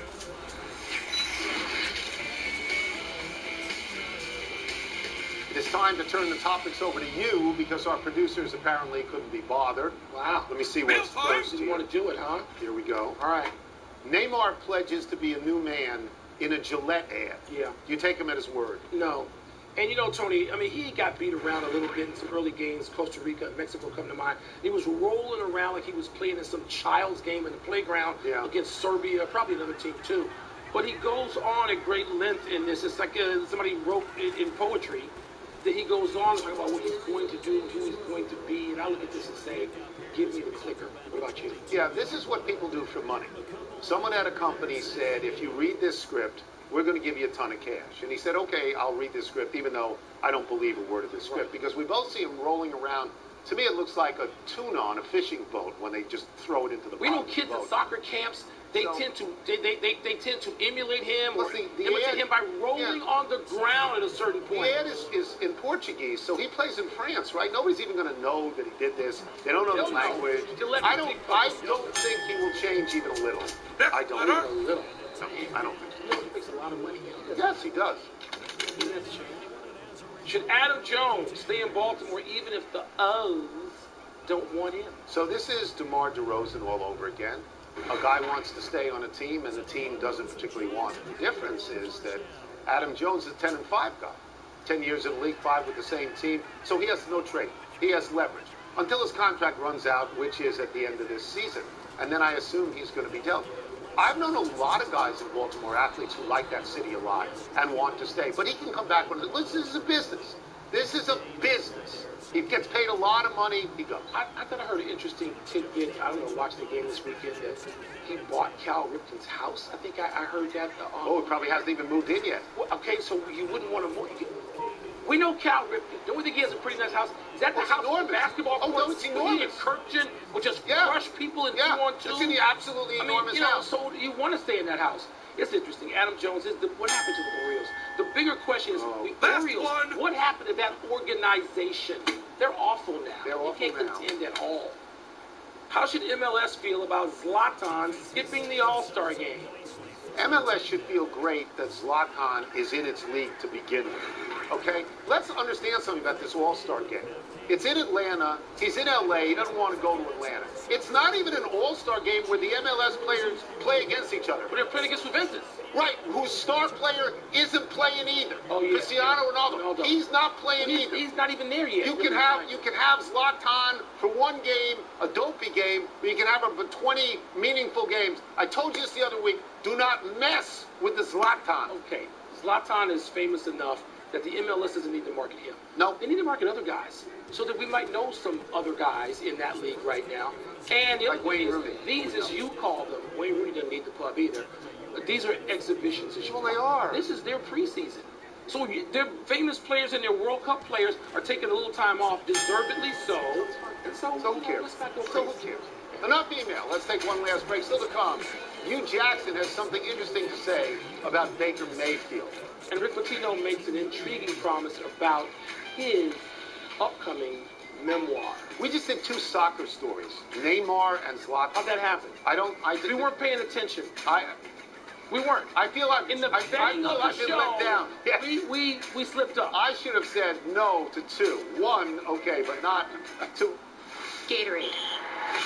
With carbs to help fuel your muscles and help you make the leap to the next level. Studied, tested, proven. Nothing beats Gatorade.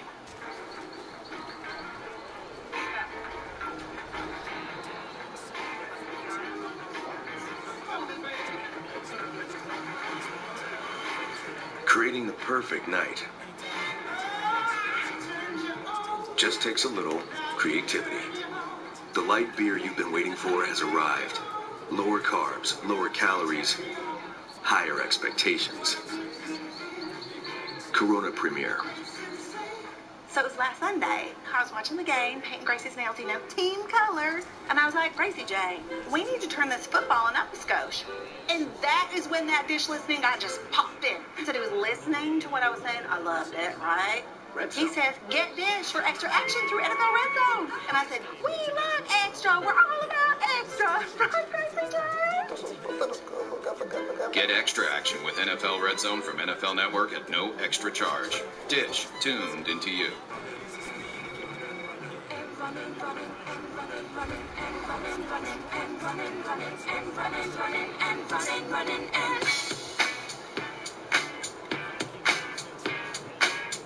Everybody, everybody, get started. Let's get it started. Let's get it started in here. Let's get it started. Let's get it started in here. Here, babe. Nasty nighttime heartburn?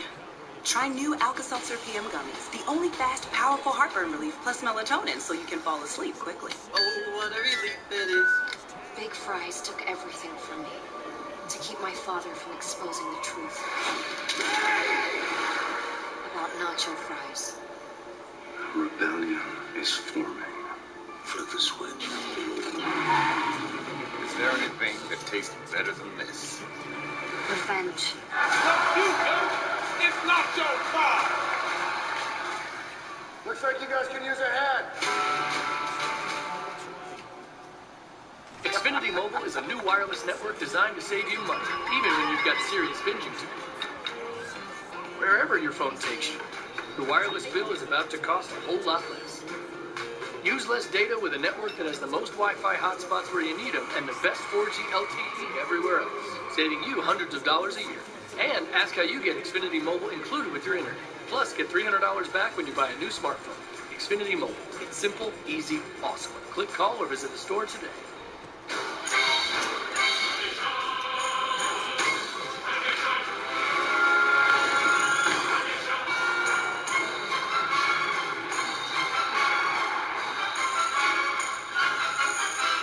Let's get rolling. It's time to saddle up. The greatest food on 4 wheels rides out west. Let's go. 7 teams will sling awesome food in a race to round up hungry customers. Come and eat! We'll see the good, Piece of canvas. the bad, Well, they got the police here right now. and the ugly. Stop! Stop! Whose truck will be best in the West? Anybody hungry? All new, the Great Food Truck Race, Thursday night at 9, only on Food Network.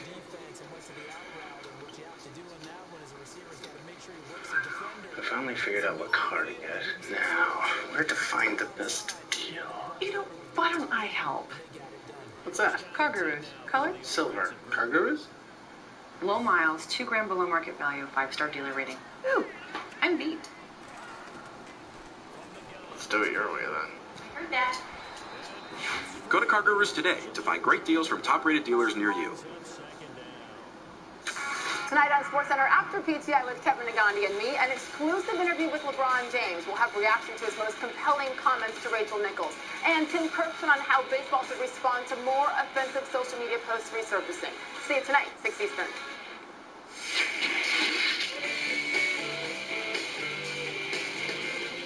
Happy time. People happy 20th birthday, Jake Fromm. Who?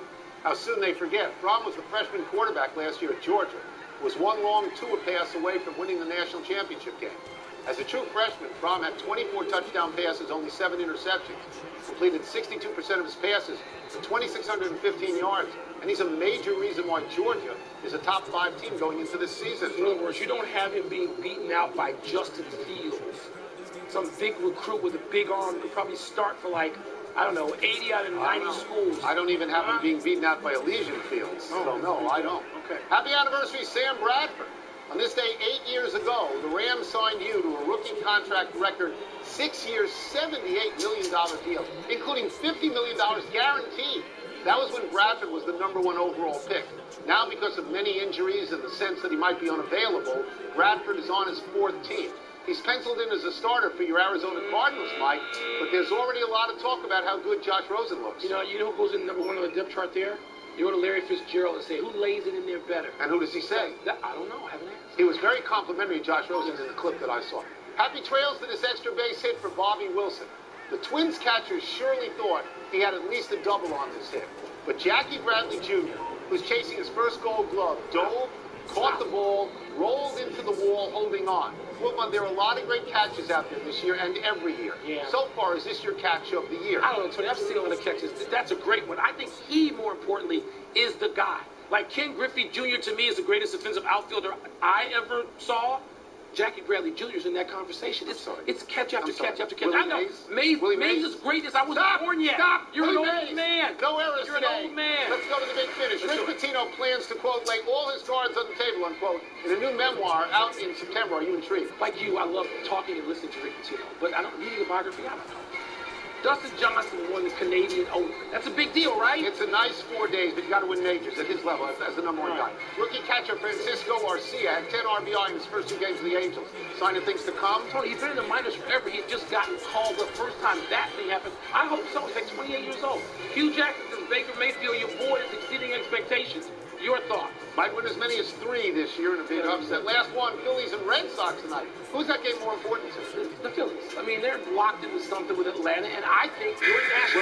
Not that he's selling. They're coming. We're out. They're coming. Out of time. Try to do better than next time. I'm Tony Kornheimer. He gave up on you, Nationals. I love you, but it's I'm Mike Slovan. Same time tomorrow, Knuckleheads. You can get the podcast on the app or Apple Podcast. Okay. Colin Houck, Jack Mason. Shout out. Give for the Nationals. Little. Same PTI. Now on SportsCenter, our exclusive interview with LeBron James, his first since deciding to go to the Lakers. Why he left Cleveland again, why this decision happened so quickly, and how he's leaving his legacy in place in Akron. Sam Darnold officially signed his rookie deal with the Jets, live to New York. How did the deal finally get done? And how soon can he be in the hunt for the starting job? And 2 more prominent major leaguers apologizing for past inappropriate tweets. Is there now a larger concern for Major League Baseball? Tim Kirchin reacts in studio. This is SportsCenter. If I'm playing in Los Angeles or not, Akron, Ohio is always home for me. Always. Now, here's Kevin McGunney and Sage Steele. LeBron James has gone Hollywood. In case you didn't hear, Sam Darnold, he left Hollywood for the Big Apple. And Kevin, you heard the voice of God there. He finally signed his contract. Details on that coming up. But first, really the interview we've all been waiting for. Yes, H, no matter where LeBron goes, Akron is always in his heart. And the new Laker, in his first interview since picking LA, called today one of the greatest moments of his life. Here's why. Through his foundation in the Akron public school system, LeBron launched his I Promise school in his hometown. More than 240 third and fourth graders from Akron will get the chance to attend the school in the fall. They hope to have 1,000 students by 2020. Hours ago, LeBron sat down with our Rachel Nichols to talk about his next journey. Here's a short excerpt. The reason why people are saying, I don't know where the Lakers are going to end up, is because the Western Conference is really tough. It's one of the deepest it's been in a while. You haven't played in the West before. Have you really thought through, okay, I'm going to be on my 4th 4-hour flight of the week, stuff you didn't do back in the East, and what if it's February and we don't have a winning record? Have you thought through if things are grim before they get great? Absolutely. I mean, that's all part of the mindset. I mean, there's going to be times us being a young group, meaning playing together, that we're going to have times where it doesn't look like what we would think. There's going to be times where guys are going to question what's going on, and that's just human nature. I understand that, but I've always been a part of it. I know a lot about the ups and downs of a season. So we have a great young core. We have great veterans. We have a great system and a great organization, more importantly. So it should be fun. And Rachel Nichols, of course, spent the day with LeBron in Akron, joining us now here on SportsCenter. Rachel, I know you talked to LeBron about his new teammates, among many other things, some of which have very interesting histories. Rajon Rondo, Lance Stevenson, Mike. Throw the X up, David. I mean, how Throw the X confident up. is LeBron that he can win with this roster? Look, he knows everyone's reputation. He's not trying to sell anyone who has been in these new additions as something other than they're not. But what he keeps saying is he likes that these guys are all, in his words, basketball junkies. And he thinks this team is going to be better than people think it is. We'll have to see. Sage, as you know, it's a very deep Western Conference, and he's never played in the West. And that involves a lot of other challenges besides just the players that you see on the other side of the floor. The plane trips are longer. The schedule is different. So it's going to be a whole new process for him as he goes into those first few months. A completely, lifestyle change in so many different ways. So with all these changes in LA, starting with LeBron, our basketball power index, Rachel, I know you know this, has the Lakers as the 9th best team in the league. So a big jump up from where they were before LeBron, of course. But what is his take on how good they can be this season? Yeah, you know, I asked him that. I said, look, you're turning 34 this year. Are you really okay with spending what could be one of the last years of your prime as a building year? And he laughed at two things. First of all, he said, by the way, I don't think for sure this is one of the last years of my prime.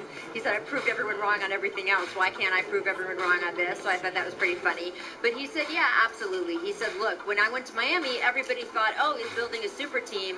But in truth, he pointed out, look, he and Chris Bosh were coming to a Heat team that had really, had not finished well the season before at all. I think they won 30-something games. So he feels like in going to the Lakers, he's going into a similar situation like he did in Miami. Of course, he doesn't have these superstar teammates that he did there. And I did ask him whether he considered saying to the Lakers, yeah, I'll come to LA, but only if you do give up the assets that would need to happen to make a deal for, say, a Kawhi Leonard or something like that. So he could hit the ground running and be maybe higher up in that power index.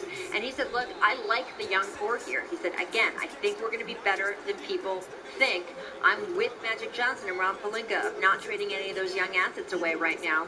And of course, trade deadline's in February stage, so we'll have to see where this all a lot can change there. By the way, your background says a lot there. The I Promise School, that's why you're in Akron, because this is a huge day for LeBron. Rachel, overall, what was your biggest takeaway as far as what this means to him, the new school that he's created? Yeah, I mean, look, he said it a couple of times now. It's a little bit of a bittersweet day. This is a day he's been looking forward to for so long, and it's a day here in Ohio that comes right as he is leaving for California. But I think it makes an important point to people here in this community. He is far from abandoning them. He is going to be still a presence coming back to this school, back to the city of Akron, and it is legitimately important to him to have generational changes, Sage, to the graduation rates here, to the poverty rates here, and really change the way this city functions. If in the end he is able to do that, and boy, he seems like he's well on his way. Yes, he's won 3 titles. Yes, there's going to be intense speculation. Can he win another one with the Lakers? But this will end up being his legacy 20, 30 years from now. Absolutely phenomenal. Rachel Nichols, really with the first public comments from LeBron since he became a Laker. Rachel, thank you. Sage's basketball legacy intact, but now the challenge, the Lakers. They have not made the playoffs in 5 straight seasons, the longest such streak in franchise history. And keep this in mind, every team that LeBron has joined has seen a double-digit increase in wins from the year before they got him. On average, teams he has joined have increased their win total by over 16 in their first season with LeBron. Here's LeBron today on why he joined the Lakers. I did my due diligence after the season. On pros and cons of a lot of different teams, including Cavs and including Philadelphia, including Houston, and Los Angeles, and so it wasn't as quick as it may seem. It just wasn't as July 9th as it was before. After kind of talking to my family more than anybody, I felt like this was the next journey, next step in my journey, and what my expectations are for the team. Yeah, because we don't have any right now. But we definitely want to be better than we were previously. So you got that storage. When it comes to championship habits, that doesn't mean you bring the championship. That means you we did that storage. We put all that stuff in storage, and then we took them 2 couches upstairs and put them in that room for. I think there's going to be months where we're really good. There's going to be months where we're not so good, and it's just going to become some just familiarity. She wants us to take the couches out. Each other besides Ball, Ingram, Kuz, Hart, Zubek. So Mama moving 3 houses down, she said, from her. That's there, and everybody else is also new to the system. There's no reason. Yeah, but we got to get the storage. Her mama's stuff out of storage. We put her mama's stuff in storage. Become part of me and you. Yeah, the apartment. Remember the apartment that was by the elevator? Yeah, we did. Winning championships or winning, at the highest level. It was 2 beds and a couch. He mentioned legacy brands more ahead on Rachel Nichols Sit Down with LeBron. The full conversation, his first interview since deciding to shake up the NBA and join the Lakers. Sage? Still to come here on SportsCenter, another day, another round of inappropriate tweets exposed by Major League Baseball. Her bill was like $600, Yes, remember? the league and how they choose to handle it. Tim Kirk. Yeah, because remember, her store's over there behind 249 1960. Remember she moved to the house over there. Find out how the deal finally got done and how soon Darnold can expect to be in the hunt for the starting job. Stay tuned. This is SportsCenter. How do you win at business? Stay at La Quinta, where we're changing with stylish makeovers. Then, at your next meeting, set your seat height to its maximum level. Bravo, tall meeting man. Start winning today. Book now at LQ.com. Right there, 1960 ain't cutting.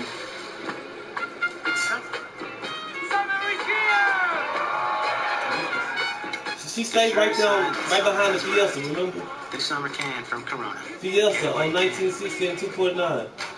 Gatorade. Yeah. With electrolytes to help you rehydrate. In the house. Keep sweating. And then the store's right there on Mills Road. Right there, the next light by Nothing beats Gatorade. How does Dove Men Plus Care Stain Defense go beyond sweat protection? Please. Doesn't say my clothes. I don't get the underarm stains. We couldn't have said it better ourselves. Try Dove Men Plus Care Stain Defense for anti-stain and anti-mark protection. Today we're opening more than 150,000 locations called Domino's. Tell her that, and then she trying to say, because she was talking about calling 2 men. So she already think, you know what I'm saying, calling 2 men. Domino's Hotspots. Delivery to parks, beaches, and other outdoor locations near you. So what do you guys want? Pistachio, chocolate chip, Rocky Road. Well, shit, I already told you from the call. That's what I was saying. Well, now Verizon lets you mix and match your family unlimited plan, so everybody gets the plan they want without paying for things they don't. Miss Gray. Moms can video chat from Europe. Movie-obsessed Gray, teens can stream obscure cinema. It's like everyone gets She their black. own flavor. You remember the old black lady we moved when she had a brother come and open the gate for us? Well played. One family, different unlimited plans, starting at $40 per month. Remember Switch now and the get black $300 dude off our best that came to the truck and said he lost his card? And then he went back to his car and got his card. You do more than just give hugs. My brother paid care for it. everyone. At the end, he didn't tip is us. here to help with tools to navigate the realities of caregiving. Think of it as one big And hug. you charge him for the extra hour, and then I had to call him back and tell him We'll help you be that smarter you had with charged your him money. for And that. Yeah, if that's what not we're doing. enough, we'll bring in this expert saver. That's an impulse buy. Let me put that back for you now.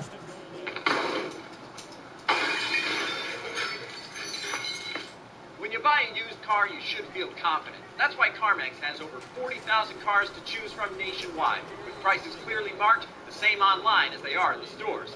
That should give you some car buying confidence, the type of confidence you need to wear white after Labor Day, the type of confidence to suddenly switch to an English accent for no reason whatsoever. Yep, at CarMax, it's all about confidence. Nothing but net. Nailed it. Or should I say, nailed it, governor. How does Kind make a great tasting protein bar?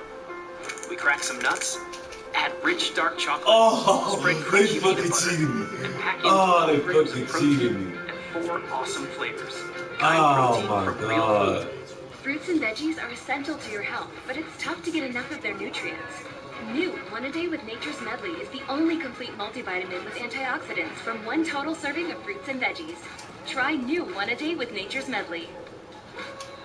Graduates, step forward. Colleges are notorious for extra fees. But there's a better way. Okay. At Columbia College, your education is one low price. No fees, no book costs, no surprises. But that's the truth. We call it tuition. Apply today for free at mytuition.com.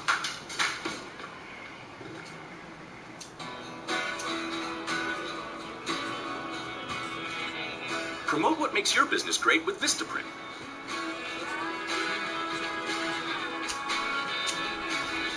Whether it's a business card, a banner, or a postcard, we have the paper stocks, sizes, and design options to create marketing that's right for your business. Give it a try with 500 standard business cards starting at just $9.99 when you use code VP500 at Vistaprint.com. Summer wants you to slip out of the office and into a swimsuit. It wants bonfires that go way later than they should. Basically, if you're summering with a Corona in hand, you're doing it right. But don't take it from us. Take it from Summer. Welcome back to SportsCenter. Braves pitcher Sean Newcomb. Quite a day in Atlanta. One pitch, one strike, one out away from a no-hitter when the Dodgers' Chris Taylor came up with a clean hit to left, and that was it. Newcomb pulled after 134 pitches as the Braves went on to win 4-1, a much-needed win. So Newcomb went from one of the greatest moments of his young life as an athlete to being in the spotlight for racist, anti-gay, and sexist tweets that surfaced shortly after his near no-hitter. The social media posts date back to 2011 and 2012 when Newcomb was a teenager. Newcomb ended up issuing an apology less than an hour after that game against the Dodgers ended. Here is part of the statement. Again, 25 years old, he said this: "I just wanted to apologize for any insensitive material. It was a long time ago, 6 or 7 years ago, saying some stupid stuff with friends. I know I've grown a lot since then. I didn't mean anything by it.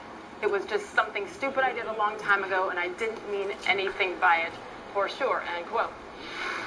And then late last night, another one of baseball's prominent young players was trying to make amends for his own inappropriate social media posts. National shortstop Trey Turner had tweets surfaced from back in 2011, 2012 as well. Since the All-Star game now, 3 players have been under scrutiny for similar things: Turner, Newcomb, and Braves reliever Josh Hader, which took place on the night of the All-Star game. So baseball insider Tim Kirkchin with us in studio now. Tim, we all know right by now sensitivity training has been handed out to Hader and Newcomb, and presumably Turner will be in the same position there. But big picture concerns, if you're at the league office, if you're in that commissioner's office, what's next for them? What can they do? Well, I think they have to go to the union and to the clubs and say, look, you're going to have to go to all your players and sit them all down and talk to them that, A, this is completely unacceptable.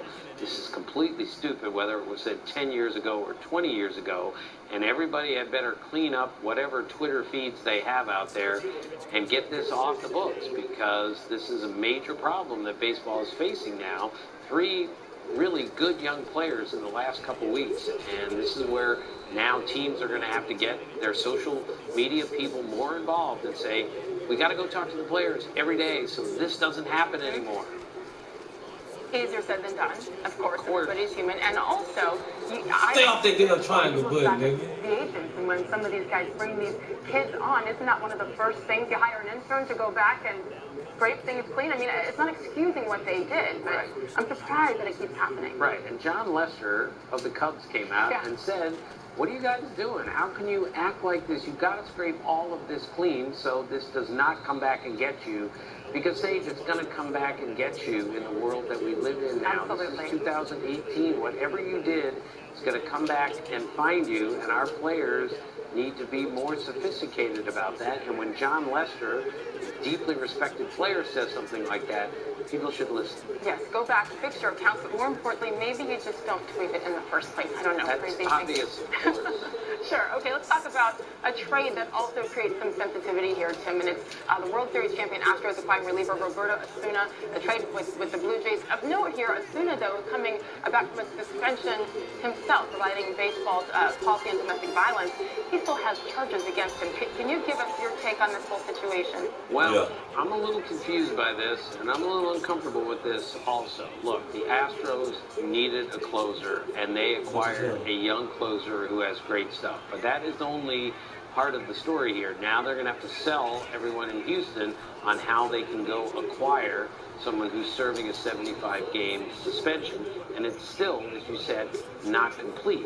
So this just speaks again to what teams will do to win, and they'll do anything to win seemingly, but the Astros did not seem to me, at least, to be the type of organization that would take on somebody like this. I'm going to give them all the benefit of the doubt that they've done all the research and they know exactly what happened here and what's going to happen moving forward here, that there's not going to be a lengthier suspension, or they have all the details on this. If they don't, then this is even more confusing to me. And also the personnel in their clubhouse and the need to sell it, as you said, and how they will accept someone in this type of position when you are the defending champion. Right, and that's the whole point, Sage. They're the defending world champions, and yes, they have a need, but is that need worth being, filled by somebody who has this kind of baggage? This is significant baggage.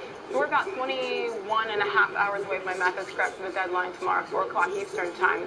Chris Archer, Tampa Bay Rays, we're still hearing his name. Any news? I don't think he's going to get moved, but Sage, we never guarantee anything this time of year. He has a tremendously team-friendly contract. He's 29 years old, and all sorts of teams would love to have Chris Archer. But the Rays look at it and say he could turn it around and be the Chris Archer of old. So my understanding is for the moment they're going to hang on to Chris Archer, even though Atlanta and all sorts of other teams would love to have this guy, but he's probably of more value to the Rays given that contract, and teams may not be willing to give up 3 young players for someone who right now isn't a #1 starter, might not even be a #2, but he has a great upside still and could impact the pedigree. Bryce Harper in the Washington Nationals back under 500 after an interesting weekend, and you chuckle for a reason because this name's not going away anytime soon. Right. Your thoughts on Bryce Harper? My thoughts are for the moment. Oh, that's because we had 2 stops. We had to go take the couch to a doghouse upstairs. They have expectations this year to not just win the division, but win the World Series, and even though it would take a miraculous recovery here to get them into the playoffs, I just don't see at this moment that they would give up on this season and trade their best player. They might even add instead of subtracting if they think they have a chance. And given the Phillies, who've lost 3 in a row and are a young team and haven't been here before, really, with this group, and the Braves, equally young, haven't been here before, I can't blame the Nationals for saying we can't give up yet. We have to keep trying, and they have to hope that this tremendous talent on this team eventually plays to that talent. Yes. But we're 100 games in, and it hasn't happened yet. So there are 2 sides to this issue.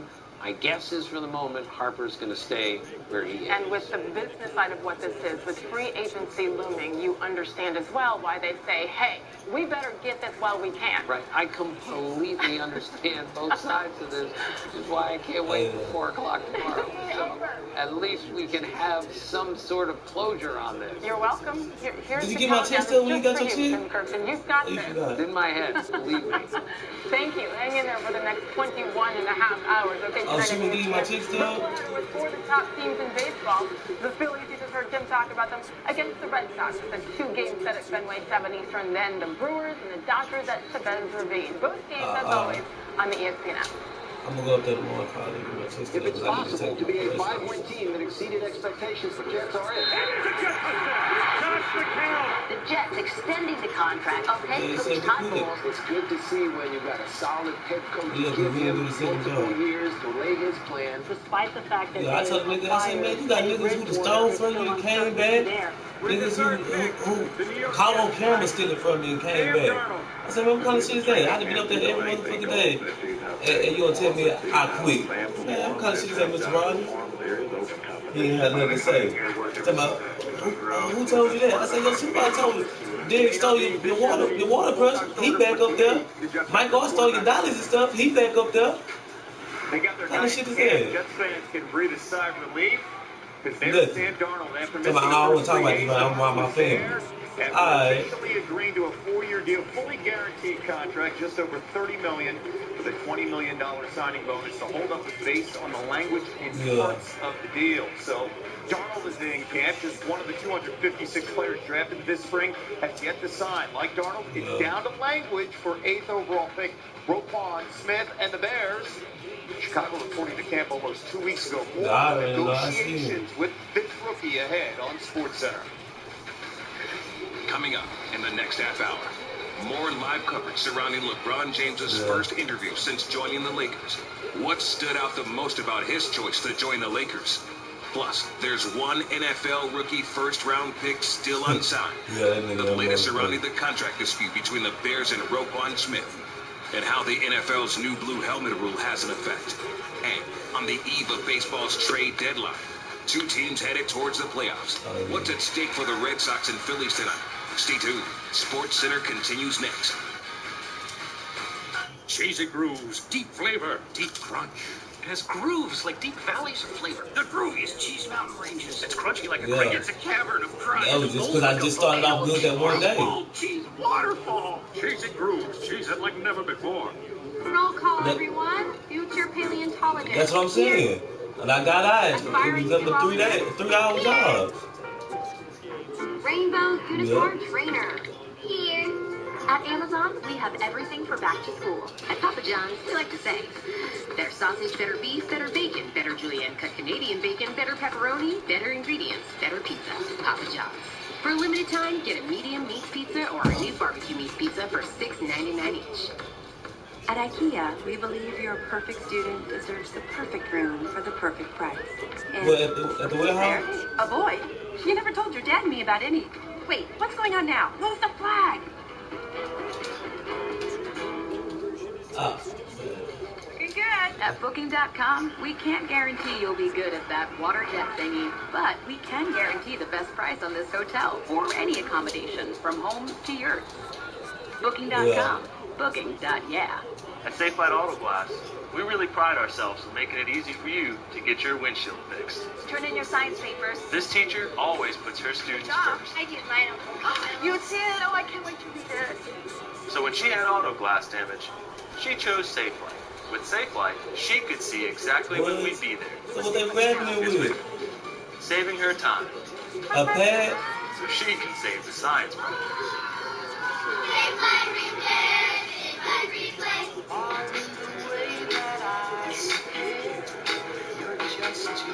Yeah.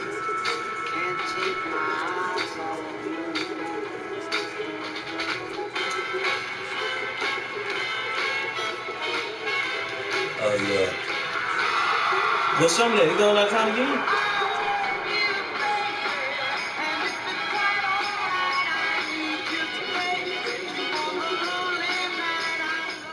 With Metro PCS, you can share all the things you love with an amazing unlimited deal. Yeah. Switch now and get 4 lines of unlimited high-speed data for $100, period. And choose 4 free phones from great brands. You've got the ring, the trophy, the awards. That's great. But now it's a new season. Yeah. And every guy on every team wants what you've got. And they're coming to get it. With blazing fastballs, filthy curves, and wicked line drives. It's a new yeah, season. but they smart, Get back to the promised land by getting back to 100%. 5-Hour Energy. Get back to 100%. Official partner of the MLB All-Star Game. At Ally, we're doing digital financial services right. But if that's not enough, we have more than 8,000 allies looking out for one thing, you. Call in the next 10 minutes. And if that's not enough, we'll look after your every dollar. Put down the phone. And if that's not enough, we'll look after your every cent. Grab your wallet. Access, And if that's still not enough to help you save, Yeah, we'll you gotta bring be out out of the town over dollars. there. The old one's just fine. We'll do anything, seriously, anything to help our customers. Ally, do it right. New York is paying me, Fenway Park, a visit. It's like a clash for the AL East between superheroes. So Bronx Bombers, Mookie, JD, and I say, bring it. Yankees Red Sox Sunday at 8 on ESPN. Debt to the IRS, Bob was. Bob's a good guy, but an unexpected bump in life threw him into financial son, you got to be saying that. He said he ain't been at home in so long. quickly piled up. I was like, God, yes, son just told me. Overwhelming. Just going to the mailbox is scary. With the IRS, Yeah, he's shaking that off. He trying to kill a nigga out here. Hold on. Hold on. We'll call you back. Help right away. That's when he called us. Hello. Optima Tax Relief. We stepped in, helped out the IRS What? taking collection action, and settled Bob's tax debt. Hey, what you doing? I'm doing something. You see, we're the experts in the Fresh Start Initiative, a special IRS program that can save you thousands if you qualify. In fact, we've resolved over $500 billion in tax. Man, you do that for your own ticket, bro. I'm trying to solving your IRS problems today. Call now for your free consultation. Call 1-800-571-7292. That's 1-800-571. No, you tell me what 3 you want off as your ticket. LeBron, it gets you hyped and excited about the possibility, a seismic shift. He's a force of nature. This is what the Lakers do. He's not done trying to win. King of the West, huh? Sage and Kevin back with you. Big day for LeBron in the city of Akron. And hoops is taking the backseat for this competition. Yeah, and you know what? Rightfully so. I don't know if you guys follow LeBron's wife, Savannah, on Twitter. Really good follow. But she put something on Instagram today, actually, about LeBron James opening a school in his hometown of Akron. And here's the thing. It started as an idea, and now it's a reality for the entire family. Huge day in Akron. He officially opened a public school for challenged children. It's called the I Promise School. It'll house 240 third and fourth graders and will expand each year to grades 1 through 8 by the year 2022. So a huge day for him personally, for him professionally. And oh, by the way, the first time he has talked since becoming a Laker. Here's Rachel.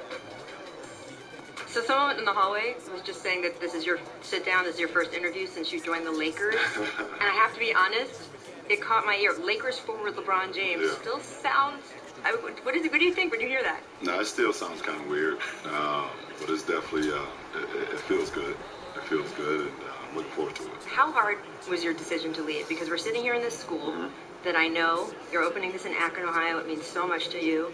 You've talked about how much Ohio means to you, how much Cleveland, the Cavaliers, has meant to you. How tough a call is this? No, it's kind of a bittersweet, a moment right now.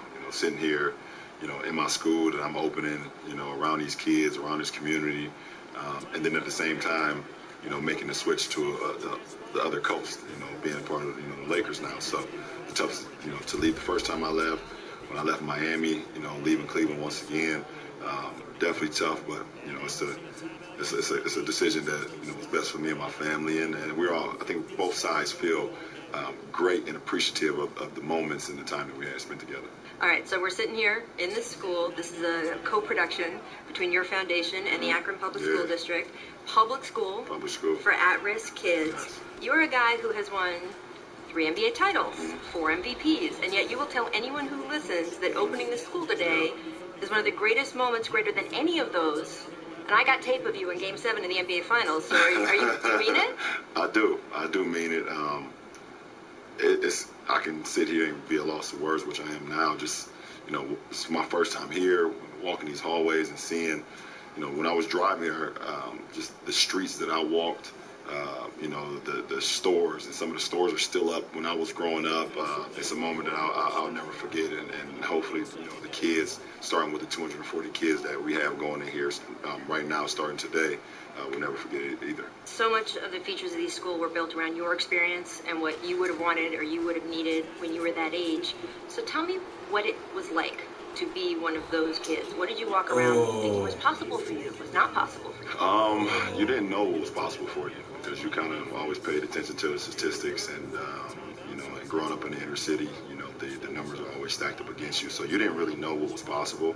In the 4th grade, I missed 80 days of school. People hear that number, but I'm not sure they can really feel what that was like. First of all, I should say that 80 plus days of school, a school year only has about 180 days normally. Right. So that's for one thing. Right. But that was a year that you and your mom didn't have a permanent home. Right. You were kind of moving from place to place, people helping you out with a place to sleep, with food. What is that, again, actually like for a kid? Because that environment to then try to go to school and learn? It was challenging. It was mentally challenging, and you just sometimes you think about a kid being in the 3rd grade at that age, being 8 and 7 years old, or in the 4th grade, having responsibility or having stress. No kid at 8 and 9 should have stress. I was going to a school on the other side of town, but I was living with a family on the complete opposite side of town, so there was no way that I could even get to the school to even participate. We didn't have a car. The city bus didn't come to where I was living. But anytime I would show up to school, it's weird. The teachers would always tell my mom that when he shows up, he's one of the best students that we have. We just hope that he can show up more, and we just couldn't do it at that point in time. So I know exactly what a lot of these kids are going through. So earlier this year, you were instructed to shut up and dribble, which is amazing, because if you had listened to that, we would not be sitting in this school that 300 kids are getting the benefit of. But I want to backtrack off that because those comments came because you were critical of the president. And I wanted to know why, while you do things like this, it's also important to you to use your voice to stand up for kids like that, even as high as criticizing the president of the United States. Well, for me,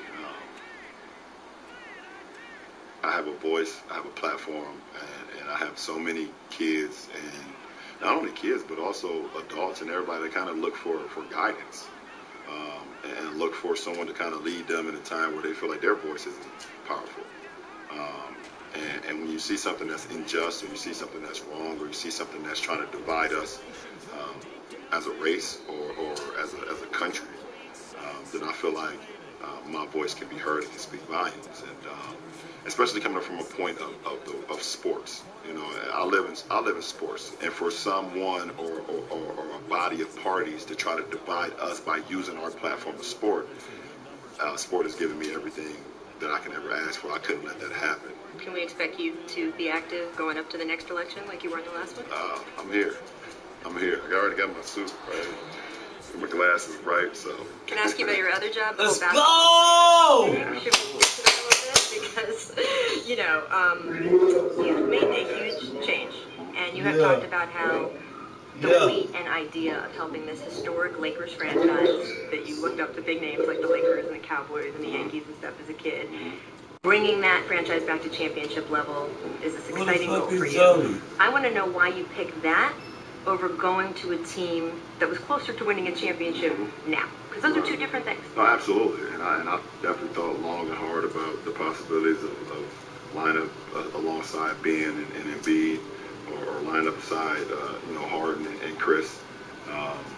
You know, I felt like at this point in my career, I like the challenge. I like the challenge of being able to help a team get to some places that they haven't been in quite a while. When you look at that roster, though, you're not just the only elite player on it. You're the only all-star on there. You could have told the Lakers, hey, I do want to come, but please do what it takes to get Kawhi Leonard here, too. So this year can already start to be building toward that. Why didn't you want to do that? Because I love the young guys that they have. And I'm not trying to force my hand in no way, shape, or form. I believe Rob and Magic and Jeannie have done an unbelievable job of kind of reshaping what the organization should be in the last few years. I feel like they know what's best for the team, and I wanted to be a piece to kind of continue that, continue that motion of being back, to a championship franchise where they should be. Now the Lakers have signed other free agents since you. It has raised some eyebrows. You have a guy who's a Shaqtin' a Fool MVP. You have a guy who wears the wristwatches on his ankles. You have someone who likes to blow in other players' ears, namely yours. Why should people not be skeptical of this roster? Because we just got guys who love to play basketball. At the end of the day, guys that love to play ball and that's what they do every single day. I love that. And bringing Lance and JaVale and Bees and Rondo, guys that just every day they wake up, they think about the game of basketball.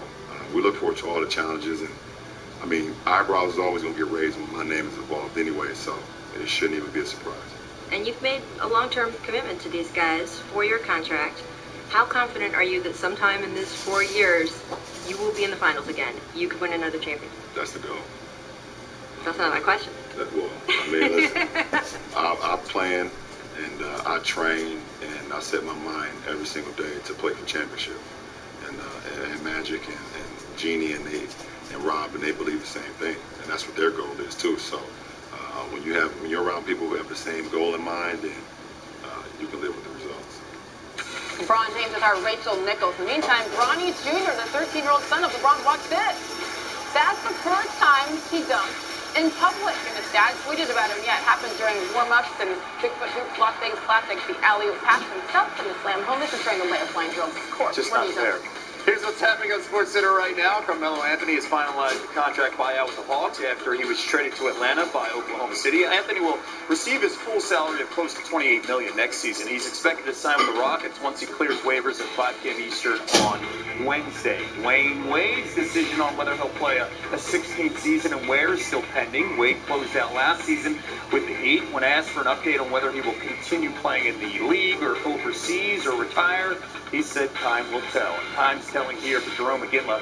20 years, he retired today, where it all started. The Flames, the 6-time All-Star, closing out his career as Calgary's all-time leader in goals, points scored, and games played. Also known for setting up Sidney Crosby for the overtime goal winner in the finals of the 2010 Olympic men's hockey tournament, giving Canada the gold.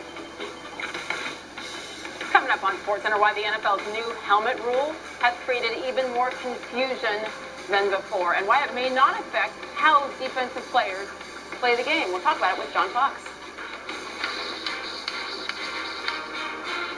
The Browns an 0-16 mark and without a win. The 0-16 Browns should improve on that mark through the quarterback position alone. Replacing Deshaun Kaiser with Tyrod Taylor and Baker Mayfield should help their league worst turnover margin from 2017. Since 2002, teams who have finished last in takeaway margin improved by an average of 4 wins the following year. This is a magnificent cap on an incredible run. Boy, oh boy, if this team has turned the corner, the Jaguars are for real. While the Jaguars were last year's surprise team, their 9.3-point margin of victory from 2017 was tied for 3rd best in the NFL, which suggests they could even improve on their 10-6 record from a year ago. Getting Deshaun Watson back should fix what ails the Texans, as Houston averaged a league-best 34.7 points per game with their rookie quarterback starting last season. Watson throws it deep downfield for Fuller. Touchdown, Houston! The bomb! Deshaun Watson! With him out, they averaged a league-worst 13.7 points per game after he tore his ACL. Snap, hold, kick is up, and it is no good. Special teams have done a nice job of letting this team down today. Very disappointing. The Chargers went 9-7 and had several late-game gaps that cost them winnable games against the Broncos, Dolphins, and Jaguars. So better execution in the 4th quarter could push Los Angeles back into the postseason for 2018. Chicago may be onto something. I think the Bears will be on the rise. Weapons for the Bears for Mitchell Trubisky to play with. New weapons like Allen Robinson and Trey Burton should make a huge difference for the Bears, who were just 2-5 in one-score games last season. History suggests they'll win about half of those games in 2018.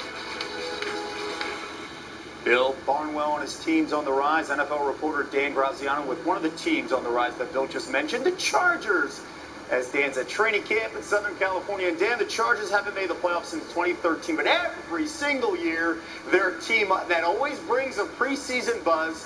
So how is this team dealing with expectations as they also deal with several key injuries already? Yeah, Kevin, I talked to Phillip Rivers the other day and mentioned that word expectations. And he said, yeah, we do have high expectations. He said, but the flip side, do you know we haven't won the division since 2009? And the answer I gave him was no, I didn't realize that. I think that's his helicopter leaving right now, heading for to work on those expectations. But the Chargers have to get it together, especially early. And they were 0-4 last year. They were 1-4 the year before. That history of slow starts is a topic in their locker room. I talked to their owner, Dean Spanos, about it today, and he shook his head, said it's got to get better. So that's something they're really focused on. Melvin Ingram, one of their defensive ends, said, we're really focused on getting out to practice every day and starting fast and practicing that. So maybe once the season rolls around, we'll know what it feels like to start fast. Dan, let's move the focus of the rookie Sam Darnold signing his contract today after the Jets and his reps agreed to the language there in that contract. That now leaves Bears linebacker Roquan Smith, the 8th overall selection, as the only remaining unsigned first-round pick. Where are both sides right now in this negotiation? Well, they're not where they need to be, obviously, and that word language is the key thing. It's pretty much the same thing that was going on with the Jets and Sam Darnold. What people need to understand is that teams are always looking to put language in these rookie contracts that allow them to void the guarantees, to turn guaranteed money into non-guaranteed money if the player gets suspended, gets in trouble, gets fined, etc. So what Roquan Smith and his agents are fighting against are those kinds of provisions. And it came out over the weekend because Bears head coach Matt Nagy said it. And how often do you hear a head coach talk about contract negotiation details? But he said it had something to do with the new helmet rule and whether Roquan Smith, because of the way he plays, might run afoul of that. It may be true, it may not. But the heart of the issue is that contract language. The Jets and Sam Darnold were able to get it worked out. So far, the Bears and Roquan Smith have not been. He's already missed close to 2 weeks so far. And Smith, by the way, a tackling machine when he played at Georgia. Dan, enjoy that beautiful sun in Southern California.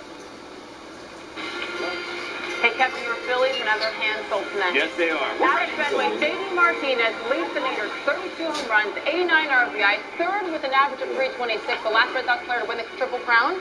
Carl Yastrzemski. Say it again. Carl Yastrzemski. Yes. 1967. Phillies at Fenway. product that gives strength.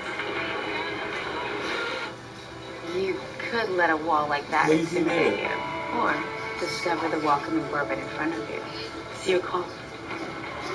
Jim Beam on the rocks. Make it. The bourbon that's been making history since 1795 invites you to make some of your own. Well, it finally happened, Zachary. Somebody burned down my she shed. The she shed was struck by lightning. Is my she shed covered by State Farm? Your she shed's covered, Cheryl. That's wonderful news. Go with the one that's here to help life go right. State Farm. Domino's delivery drivers are experts at handling bad roads. But those roads shouldn't ruin your pizza when you carry out. So we're doing something about them, starting with this one.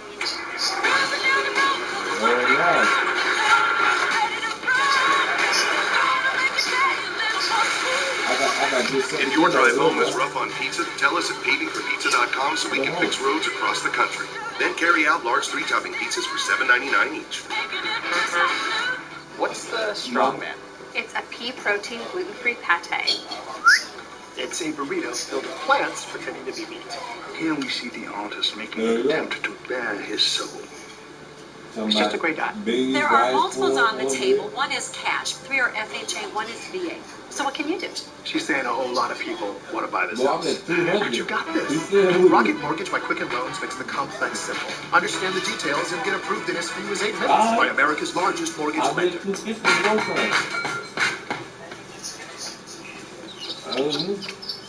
I wasn't eating like this for 2 years. I was popping tabs and shit.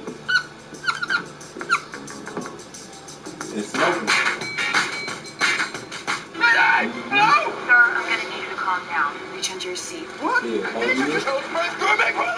Club pomade and apply it. Use Old Spice. She knows best. The most refreshing beer from Sam Adams. Sam 76. Like nothing you've tasted before. You'll have to try it to believe it. Sam 76. Refreshing, flavorful, craft. How does Kind make a great tasting protein bar? We crack some nuts, add rich dark chocolate, spread crunchy peanut butter, and pack in 12 grams of protein and 4 awesome flavors. Kind protein from real food. Remember your first bike? No, your first real bike.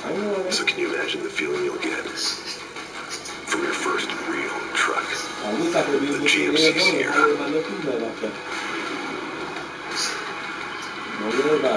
Step up to GMC with 10% below MSRP on 2018 Sierra HD Crew Cab models when you finance through GM Financial, or get nearly $8,500 cash back on this specially equipped SLT Crew Cab model.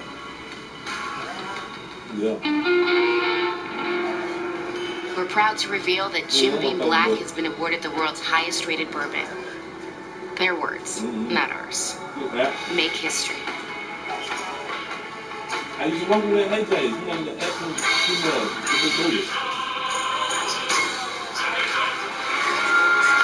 Hey, this is it. Got a headband back. Yeah. All new on Travel Channel. Cutting-edge scientist Pat Spade hunts down new answers to infamous and unsolved cases. What? The best part of these legends is the moment you find something real. Geared with the latest technology, we are going to find out if we have just found the Irish crown jewels. He's discovering and testing new evidence. So there's a new theory that Lizzie wasn't the murderer. It's a groundbreaking revelation. There's brand new evidence of Jack the Ripper that's never been seen by the public before. Legend Hunter. Premieres Wednesday, August 22nd at 10 on Travel Channel. Yeah.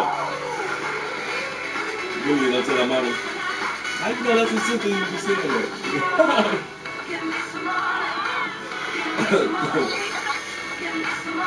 I feel that's crazy. You have no baby. HBO and Cinemax from DirecTV for you gotta look one up and the boy that to beat up. Watch me pregnant. Left center field on the move, Jackie Bradley. Yeah. That catch is one of the best I've ever seen. He is a web gem extraordinaire covering so much real estate. Here's another one in that outfield. Mookie Betts leads all of baseball, batting .344 OPS, over 1,000, 10 career games against the Phillies. He has 3 home runs, 7 RBI, and he's batting .419. We'll see Betts and the Red Sox at Fenway against the Phillies tonight, top of the hour. David Ross will be on the call tonight for that game here on ESPN. David, now let's talk about the trade deadline. Less than 24 hours away. And the Yankees, they've been very active while the Red Sox hold that 5.5-game lead in the AL East. How should the Red Sox approach tomorrow's deadline? Well, I think they've got enough. They've done enough with Eovaldi. I think, if you're looking at it, they've got the best offense in baseball. If you're going to nitpick it, maybe the bullpen, but Joe Kelly has got to get back to pitching the way he does, and he's a force. You got Tyler Thornburg, and a lot of guys that people don't talk about. Ryan Brazier's a young man that they've got down there in the bullpen. May see some closing time.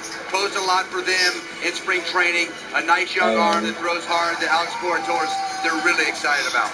Meanwhile, on the other side, the Phillies, they're currently up 1.5 games in the NL East. They recently acquired Asdrubal Cabrera from the Mets. They need that back. What move should they make to hold off the Braves and maybe the Nationals to win this division?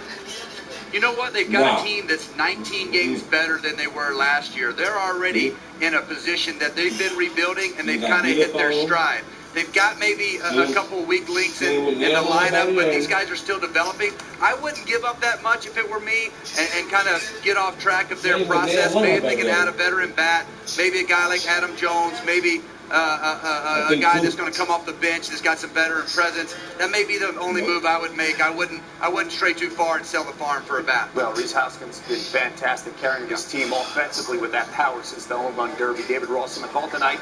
Red Sox Phillies at Fenway Park. Also reminding you, we got more of this series. A short 2-game series at the Fens. Phillies Red Sox tomorrow night as well. 7 p.m. Eastern time on ESPN. Back to the NFL, the new helmet rule. Let's go back to Super Bowl 52 first. Eagles, Malcolm Jenkins hitting Brandon Cooks of the Patriots. Clean in, no penalty, but Cooks was knocked out of the game. Now, under the league's new rule this season, that play would likely be under review. At training camp over the weekend, the Eagles said they're getting mixed messages by league officials if that play could now be a penalty or an objection. Listen. You watch that presentation, do you have a clear understanding of what's allowed and what's not allowed? I don't, actually. We also would ask you questions about, like, linebackers, downhill football. Like, how are we supposed to prevent that? Yes, we like that problem. They really have no answer. They said that we hit on Malcolm. She moved that. They said that was illegal. I'm going to make that play 6 times faster. I was trying to get my head out of the way. Helmet, shoulder hits. That's not one. Well, at least from my conversation, that wasn't one that we did. So, with some of those things that I have a job. You can't slow yourself down thinking about moves.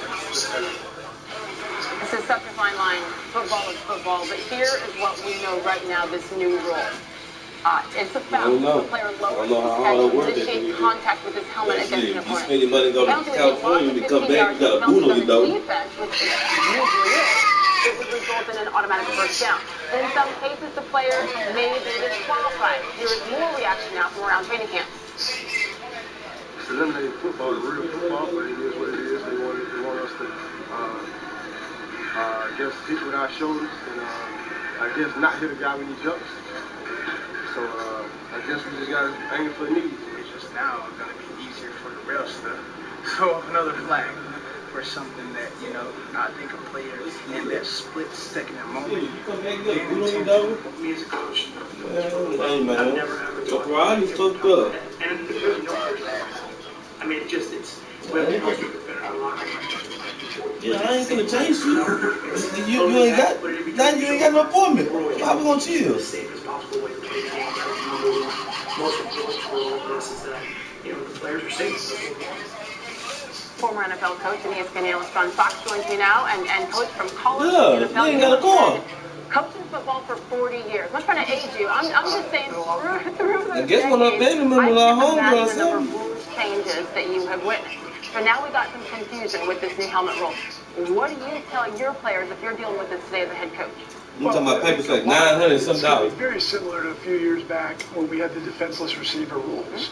And all these rules are... I seen the paper on the ground when I went over there one day. You know, the new helmet context rule, I think it's important. I think it's important for our game. I think it's important with what's going on medically and the safety of players. Well, it was a piece of paper by a dog, so I just picked it up like, what's this? Time because I see it. $900 late. Players that have to adapt. Late rent. This got the little gray thing on the door handle. About change. Yeah, people don't like change. And then you have the officials and how it's going to be officiated. Huh? That's why the NFL has preseason, and I believe they'll get No, I'm coming over to see what you got back. 5, starting this Thursday with the Hall of Fame game. And then maybe even a little bit early in the season. But at the end of it, it's going to be important for player safety. Yeah, but we just heard players saying how confused they are at this point, and they want to do the right thing, but they also want to go play football. Wow, so with your coaches, what specifically do you tell them today? Well, I think it's going to be an adjustment. First of all, meeting with the officials, and we saw the Eagles, they were the early ones to get a chance with the NFL officials. Yeah, I ain't got a job. I'm looking for a job now. Plays, this is a foul, that's a foul, and there's always a gray area. I think you just flash back to the defenseless receiver. I mean, every game, you know, there was always a controversial call, and the officials got it tough because they have to make this play split second. Players have it tough because they're just playing football. They're playing a game. And, you know, sometimes they get penalized, and it's a big penalty, 15 yards, and now even the possibility of suspension. It's a big penalty, but ultimately I think it's going to be good for the game. So much of it is subjective, too. Split seconds. So these officials have a lot of pressure on them, and then you got coaches who deep yoga breath, right? Oh, yeah. Oh, no. You can come unglued. That's going to be interesting as well. John Fox, thank you. Thank you. Tuesday, on this edition of SportsCenter, LeBron James exclusive interview part 2. More from LeBron's conversation with Rachel Nichols and full coverage and reaction to the Major League Baseball trade deadline. Could the Nationals end up trading Bryce Harper? SportsCenter, Tuesday, 6 Eastern after PTI. Experience the versatility of utility. With a range of SUVs perfect for any adventure at the Lexus Golden Opportunity Sales Event. Experience amazing at your Lexus dealer. Gatorade. With electrolytes to help you rehydrate so you can keep sweating. Study, tested, proven. Nothing beats Gatorade. How do you win in business? Stay at La Quinta, where we're changing with contemporary makeovers. Then use the ultimate power handshake, the upper hander with a double palm grab. Who has the upper hand now? Start winning today. Book now at lq.com. Cheesy grooves, deep flavor, deep crunch. Has grooves like deep valleys of flavor. The grooviest cheese mountain ranges. It's crunchy like a crater. It's a cavern of crunch. And bold like a volcano of cheese. Or a bold cheese waterfall. Cheesy grooves, cheesehead like never before. Today we're opening more than 150,000 locations called Domino's Hotspots. You can finally get Domino's delivered to every single one of them. Get 2 medium, 2-topping pizzas delivered for $5.99 each. Domino's Hotspots. Delivery to parks, beaches, and other outdoor locations near you. According to the government, we do not exist. The ghosts will be very real. We live in a new world. There are some very evil people out there. People sleep peacefully because rough men stand ready to do violence or attack. There is no backup plan. We are Overwatch. So we get things done. Mile 22, August 17th. January 21st is Squirrel Appreciation Day, but squirrels aren't the only ones saving for the future. That's why AARP dedicates today to you. Yeah, you. From planning and budgeting to getting a deal on your next trip, AARP is here to help you take on today. At Ally, we'll help you be smarter with your money. And if that's not enough, we'll bring in this expert saver. That's an impulse buy. They beefing like put that back.